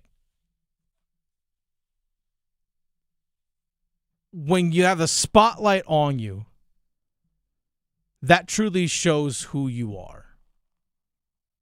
The spotlight's on you, that shows who you are. Both these teams are going to have the spotlight on them. Because sometimes you can get away with mistakes when you're playing a 1 o'clock Sunday game that's barely being shown on television. You can kind of get away with it. But now, everyone's watching. On you. Yep. And I remember when Carolina played the Seattle Seahawks. Again, there was the mental side of the game with Sam Darnold. Hey, I'm coming back into Carolina. All that kind of stuff. I'm coming back here for the first time since, I got traded here and got let go and all that kind of stuff. I remember the first 3 plays of the game, you had the full Sam Darnold experience. The first 3 plays of the game. First play of the game, ball got tipped by A'Shawn Robinson, should have been intercepted by J.C. Horn. Second play of the game, throws the ball over the middle of the field into some really dangerous coverage. Ball falls incomplete, but I was like, that was unsettling. And then the third play of the game, throws this beautiful out route like 15 yards downfield down the left sideline and absolutely dots the ball. And you're like, that's the full Sam Darnold experience in 3 plays. Literally the first 3 offensive plays for Seattle. We'll see. I'm intrigued. It's going to be a fun game. The big game. It's going to be a fun game. Real quick, who do you got Sunday? As much as I would love to see our homegrown Drake May win, I feel like the Seahawks are going to pull through. Yeah, I agree. Yeah. I agree. It's the Adam Gold Show. Dennis Cox in for Adam Gold this afternoon. Victoria Vodenecker producing the show. As always, the Grammys were yesterday, by the way. So you know what we're going to do, Victoria? What's that? We're going to give away some awards. Nice. But we're going to base this off because we're in a new month. We're in the month of February. We're going to base it solely off the month of January. Our own Grammy Awards for the month of January here for the state of North Carolina. Who takes home the award for best vocals? Next. Because your fantasy football team needs all the help it can get, the Adam Gold Show on the North Carolina Sports Network. As the health director in Haywood County and a nurse here in North Carolina, I can tell you that the 988 Suicide and Crisis Lifeline saves lives. No matter your struggle, you are not alone. The 988 Suicide and Crisis Lifeline is free, private, and always available. 988 Lifeline counselors are ready 24/7 to speak with you, help you cope, and get you connected to the support that is right for you. 988, the National Suicide and Crisis Lifeline. Call, text, or chat 988 24/7. Brought to you by the North Carolina Department of Health and Human Services. You know the only feeling sweeter than opening a college acceptance letter? Knowing that you'll be able to pay for tuition however far you go. The first step? Completing the free application for federal student aid, or the FAFSA for short. Find out how much money for college you qualify for. Grants, scholarships, and other opportunities are waiting. How far can you go? Find out at cfnc.org/FAFSA 101. Hey, it's Adam Gold from my friends at FanDuel, America's #1 sportsbook. Last call for football is here. Super Bowl Sunday, a mere 6 days away. And FanDuel is loading up with a daily profit boost. Man, today's 30% profit boost. Passing yards, over under. 225.5 for Drake May. You like over or under? I kind of like over. Sam Darnold, 227.5. Why is it the same? Darnold's been balling out. Maybe that should be higher too. Hey, you can adjust the line if you want. All you got to do, opt in each day, place an eligible bet to use that day's profit boost. Play your game with FanDuel, official sportsbook partner of Super Bowl 60, and enjoy the game. 21 and over and present in North Carolina. Opt-in required. Bonuses issued as non-withdrawable profit boost tokens. Restrictions apply, including any token expiration and maximum wager amount. See terms at sportsbook.fanduel.com. Gambling problem? Call 877-718-5543 or visit morethanagame.nc.gov. If you pay your city or town for electricity, you live in a public power community. Public power communities provide electricity to families and businesses from a locally owned and operated system.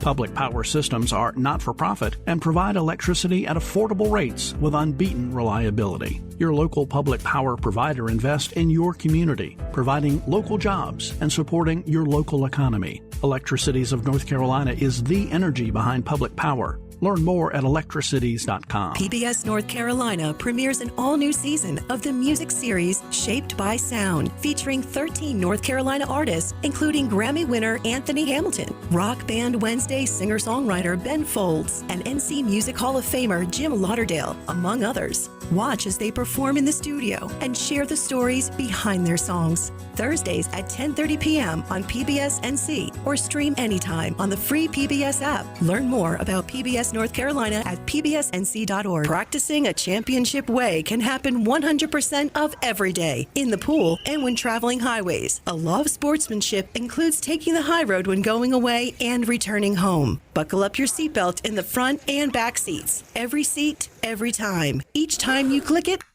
counts as a winning ticket. Demonstrate your championship drive through your safety practice, a freestyle by any measure. This message was brought to you by the Governor's Highway Safety Program and the North Carolina High School Athletic Association. Did you know Medicare fraud is costing us $68 billion a year? The NC Department of Insurance Senior Medical Patrol Program's goal is to reduce Medicare fraud, waste, and abuse. If you suspect any billing or Medicare fraud issues, we're here to help. Contact SMP today at ncshiip.com or call toll-free at 855-408-1212. Project supported by grants from the Administration for Community Living. Contents do not necessarily represent official views of, nor an endorsement by ACL, HHS, or the U.S. government. This is Adam Gold. So Mike Vrabel, the coach of the New England Patriots, they asked him about birthday cake, and he said there was only one cake qualified for his birthday cake. Oh. Yes. Okay. You want to guess what that is? Is it vanilla? No. Oh. Carrot. I love him even more. The Adam Gold Show.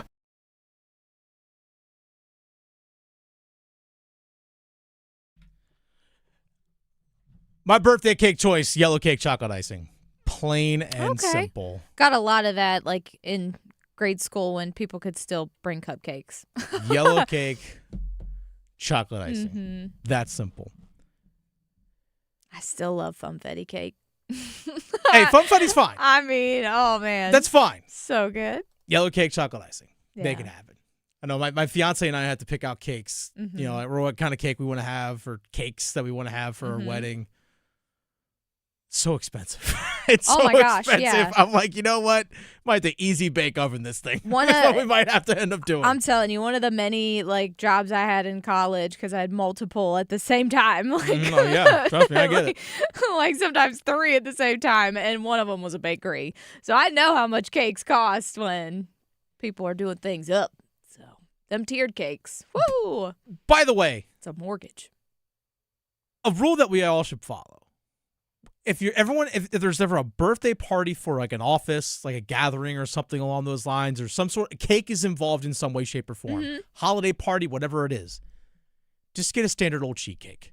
Yeah. Everyone's happy with it. You can have a mix of yellow cake and chocolate, like half and half, whatever it is. That's fine. So everyone kind of gets a little bit of it. And just buttercream icing. Just buttercream frosting. That's it. That's all you got to do. Keep it simple. Put a little design on it. That's it. You're good. That's all you got to do. Keep it simple. Mm-hmm. Keep it moving. That's all you got to do. No fillings, no crazy stuff. We'll Just say, what is it? Those sheet Costco cake. cakes with the filling in it. It's legit. I don't need the filling. I don't need the love filling. it. Oh, I don't man. need it. I don't need it. Get it out of here. It's the Adam Gold Show. Dennis Cox in for Adam Gold this afternoon. Victoria Vodenecker producing the show. The Grammys were yesterday. Yeah. So I thought, Victoria, it'd be a great opportunity as we turn into a new month. By the way, happy Black History Month to everyone out there. Happy Black History Month in the month of February. But let's look back at the month of January. Okay? Month of January. Let's give out some awards. Our very own awards. Like the Grammy. Or maybe, you know what? Victoria. 99.9 The Fan in Raleigh is the flagship station of the Adam Gold Show. We're calling these the Fannies. There you go. But the Fannies. I That's the like name I've Fannies. used on other awards before. I'm giving out Fannies. Right? The Fanny for best vocals goes to NC State men's basketball coach Will Wade. Like today in our shoot-around, we made 88 mistakes in our shoot-around. I charted all of it. We made 88 mistakes in our shoot-around. We made 23 defensive errors, 13 offensive execution errors, 36 on those. The other ones were different. 36 errors on those. Our first team made 14. Our second team made 22. How the hell can you be on the second team and watch the first team do it and make 8 more mistakes? You're running the same stuff. Casual, lack of attention to detail, lack of focus. And that's great when you have somebody that sets the ACC record for made threes and the school record for made threes, but we're relying on hope that one of these cats is going to go ballistic every night. That's what we rely on, just hope, and hope's a bad strategy in my book. Congratulations, NC State men's basketball coach Will Wade. Best vocals for the month of January. There you go, buddy. Congratulations. She's going to get the Lifetime Achievement Award, Victoria, even though it's just the month of January. But a Lifetime Achievement Award, Jordan Stahl, Carolina Hurricanes. Yes. Jordan Stahl, Carolina Hurricanes. Our captain. Congratulations. Oh, captain. Congratulations. Best New Artist. This was a difficult one. I didn't want to be that guy that just want to split my vote and like it's a co-champion. No. No. The Fanny for Best New Artist, Cam Boozer of Duke. All right, Boozer. Cam Boozer of Duke. That was a difficult one Yeah. between him and Caleb Wilson A lot of options. from North Carolina. Yep. But again, on the Adam Gold Show, we're doing our version of the Grammys. Again, 99.9 The Fan, the flagship station of the Adam Gold Show in Raleigh. So we're calling these the Fannies. So again, the Fanny for best vocals goes to Will Wade, NC State men's basketball. The Fanny for best new artist goes to Cam Boozer, Duke men's basketball. The Lifetime Achievement Award goes to Jordan Stahl. The Fanny for best international star, Victoria, Henry Vesar, North Carolina men's basketball. All right. The Estonian, been absolute stud, but again, we're looking at the month of January. He was absolutely fantastic. There you go. In the month of January as well. Henry Vesar. Another award here, another Fanny to give out. The Matt Rule Jay-Z Award for 7 years to become an overnight sensation award. That Fanny goes to the Charlotte Hornets, baby. Let's The go, Charlotte Swarm. Hornets. You are the Matt Rule Jay-Z Fanny Award winning for 7 years to become an overnight sensation. the Charlotte Hornets. Look at them go. Which, by the way, they tip off in like 20 minutes. I know. By the way. So you all, for the month of January, the Charlotte Hornets win the Fanny for the Matt Rule, Jay-Z, 7 years to become an overnight The sensation. fact that the Hornets would win anything. Look at our little bugs go.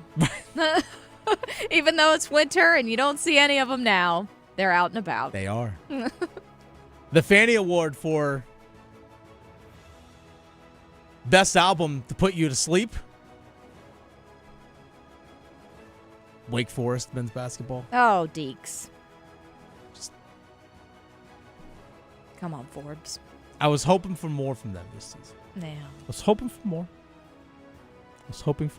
Well, and they got more in terms of snow out there Yeah, in they Wake did. Forest. That they did. 336. There you go. That's where you're winning. And the final Fanny. The final Fanny, Victoria. Yep.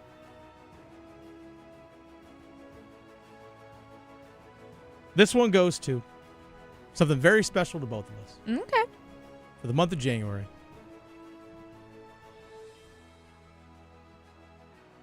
The Fanny 4. Most deserving. The Fanny. I'm feeling a little choked up about this one. It's very emotional. The Fanny for biggest failure. Oh, no.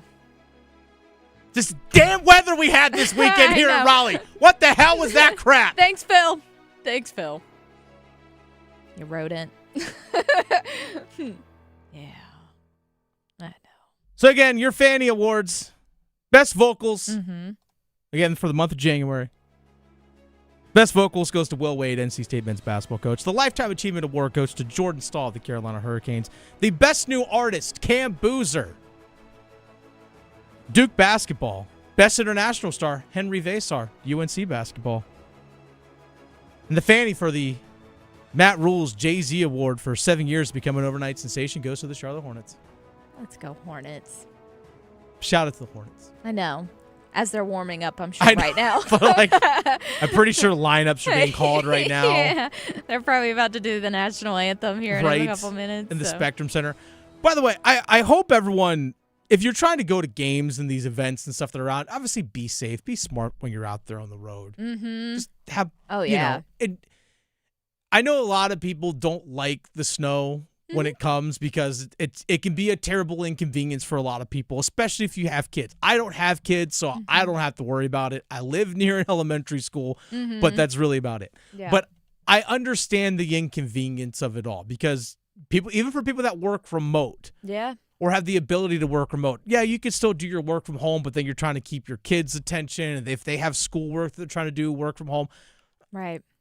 I get it. And you also don't want bad weather like our first round where we were worried about power outages. So there's that as well. Or frozen pipes bursting.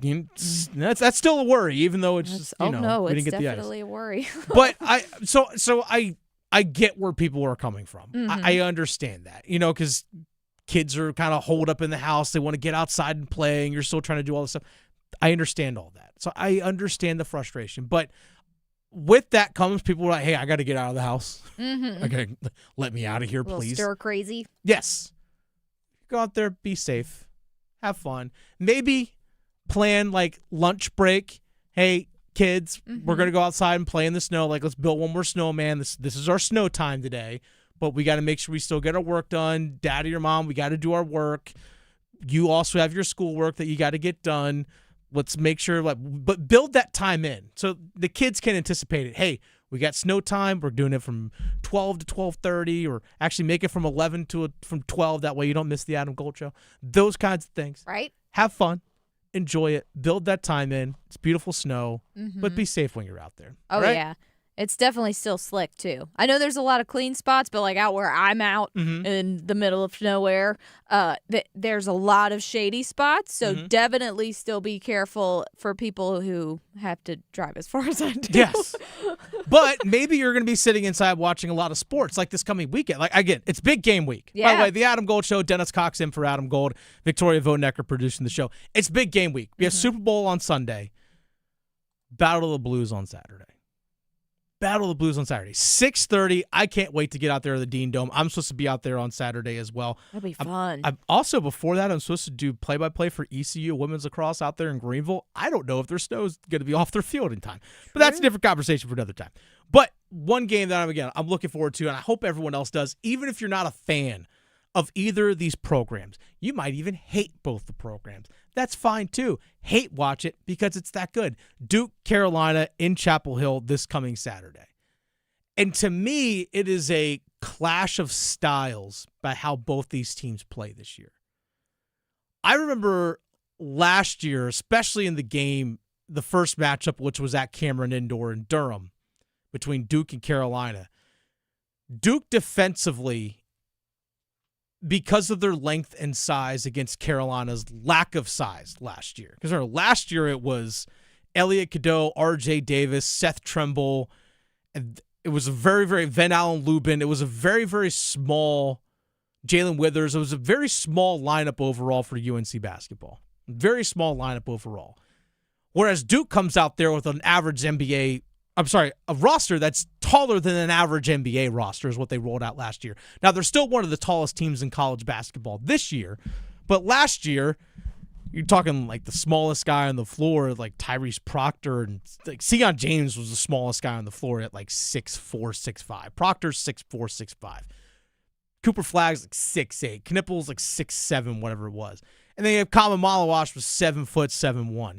And one thing that Duke did defensively, because they had that length and size, but also just the athleticism of those guys, they switched on everything. And we actually saw in the game before Duke and Carolina played the first time last year, when Carolina played against Pitt, Pitt had that same strategy defensively where they literally switched everything.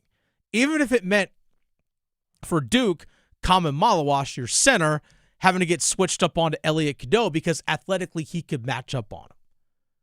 Even at his size at 7'1", he could still, but his footwork was still able to match up on the perimeter. So we saw Duke employ that tactic last year. I don't know how John Shire is going to play it this year because he still has good athletes out there on the floor. Like Dame Sarr is a really good athlete. Caleb Foster's a really good athlete. Cam Boozer's a really good athlete, but he's built different than a lot of the guys that Duke had last year. He's more of a power. He's more of a power player as opposed to like the rangy guy that you saw Cooper Flagg. Even though they're similar height, Flagg had the length, the agility. Not that Cam Boozer doesn't have that, but he's just built more solid. He's, again, more of a power player. So I don't know if that's something that Duke is going to try and do this coming Saturday. Do you try and have Cam Boozer, if there is a switch, going to guard, let's say, Derek Dixon? Do you trust a Nick Hemengya to try and, if you're switching on everything, to guard a Caleb Wilson? Because Duke last year didn't have to guard against a guy like Caleb Wilson or Henry Vasar. Henry Vasar having the ability to step out and shoot three-pointers as a center. That's something that Carolina didn't have last year. I know Jalen Withers sometimes will be able to step out as a 4 and be a stretch 4 on the floor, but Van Allen Lubin wasn't doing that as the center. Vasar brings a completely different element. Jaren Stevenson is also someone that has shown the willingness to shoot from the outside as well at 6'9", 6'10". So how does Duke kind of combat that? Because again, I think the strength of both teams are the front court, but they're just built very differently. One thing that I saw Duke's game against Virginia Tech this past Saturday, at least I saw defensively, was I think Nick Hemengya has the skill to be a really, really good basketball player. Obviously he is, because he's one of the highest recruits in the country. Any team across the country would take the guy. But one area that I thought he struggled with this past Saturday against Virginia Tech was his ability to fight through screens. And I think this is going to be an interesting matchup when you have UNC running the lineup they do now with Derek Dixon, the freshman, being the point guard. Because it feels like there's been a better offensive flow the last 4 games. We'll see if that continues tonight against Syracuse for North Carolina. But there's been a better offensive flow for North Carolina since Derek Dixon, the freshman, has taken over as the point guard. If UNC, who's a better outside shooting team as a whole compared to Duke, because Duke struggles to shoot from the outside, does Carolina try to speed up Duke and try and get guys like Hemenya into a lot of pick and roll action, into a lot of screens in order to create outside shots and the ability to move and swing the ball to get the ball in Caleb Wilson's hands? Or you have a guy like Henry Vasar, the ability to step out and shoot as well, because if you're trying to rotate defensively, those guys can beat you from the outside. Now, Caleb Wilson still has a way to go to develop his outside shooting, his three-point shooting, but you could tell the natural shooting motion is there. It's just something that's going to develop with more repetitions in time. I'm fascinated to see how John Shire and Hubert Davis both approach this game. Now, again, I understand that UNC has to play Syracuse tonight. Duke has Boston College tomorrow. Fully aware of that. But I'm looking ahead. Yeah, no, we're all looking at this ahead. Weekend. Yep. I'm not hosting any other shows for Adam Gold this week. So I'm looking ahead. Yeah. But the question is, the trends that we have seen from both of these teams over the last month or so, the last few games, do these trends continue? Again, for example, UNC, Derek Dixon has taken over as the starting point guard over the last 4 games. And again, I'll say it again. The offense has had a better flow to it. All right? Has flowed better. He's been in double-digit scoring in 3 of those 4 games. Now, granted, against Georgia Tech, he had just 5 points on Saturday, but his assist-to-turnover ratio is 3-1. He's shooting 47.6% from the floor, from 3. The offense for UNC, they're averaging 86 points per game over these last 4 games. Their 3-point shooting, 35.1%. Previous to these last 4 games, it was about just under 34. So again, slight uptick, but not really that much of a difference. But one thing that Duke doesn't allow teams to do very much is get in the lane, get in the paint. That's going to be the struggle for Carolina. Can they actually get paint touches? Even if they still want to shoot from the outside. One thing that Duke does, and this is something, again, a testament to John Shire, their head coach over there at Duke, you have to bring your physicality if you want to survive against Duke. They're almost like a ground and pound football team. It is a struggle for teams to score in the paint against Duke. Against Virginia Tech, Duke outscored the Hokies 46-24 in the paint. 42-10 against Louisville. 48-16 against Wake Forest. 44-20 against Stanford. 42-16 against Cal. All advantage Duke points in the paint. Can Carolina handle the physicality of Duke? I'm curious to see how a guy like Caleb Wilson, who has all the physical gifts in the world, but he's a little bit of a longer, lankier type player. I really want to see him and Cam Boozer one-on-one. Oh, yeah. Because Cam Boozer, tree trunks for legs, and is a power player. Also, again, how does Cam Boozer guard Wilson? But how does Wilson potentially guard Cam Boozer? Again, styles make fights. It should be a fun one on Saturday. Again, I know there's games today and tomorrow. I don't care. Yeah, I know. And Looking that one's forward at to 6:30 Saturday. too. 6:30 start. I cannot wait. Be safe out there, folks. Victoria, thank you as always. Thank you for watching. Adam will be back tomorrow. Till next time, we bid you adieu. Goodbye and good night. His Zamboni is bigger than yours. The Adam Gold Show on the North Carolina Sports Network. Now, let's take a short break from our 8-hour ode to the oboe for a word from our sponsor, Mr. First Tuesday. Get your scratch-offs on the very first Tuesday. Looks like we've got a caller on the line. How are you not more excited about new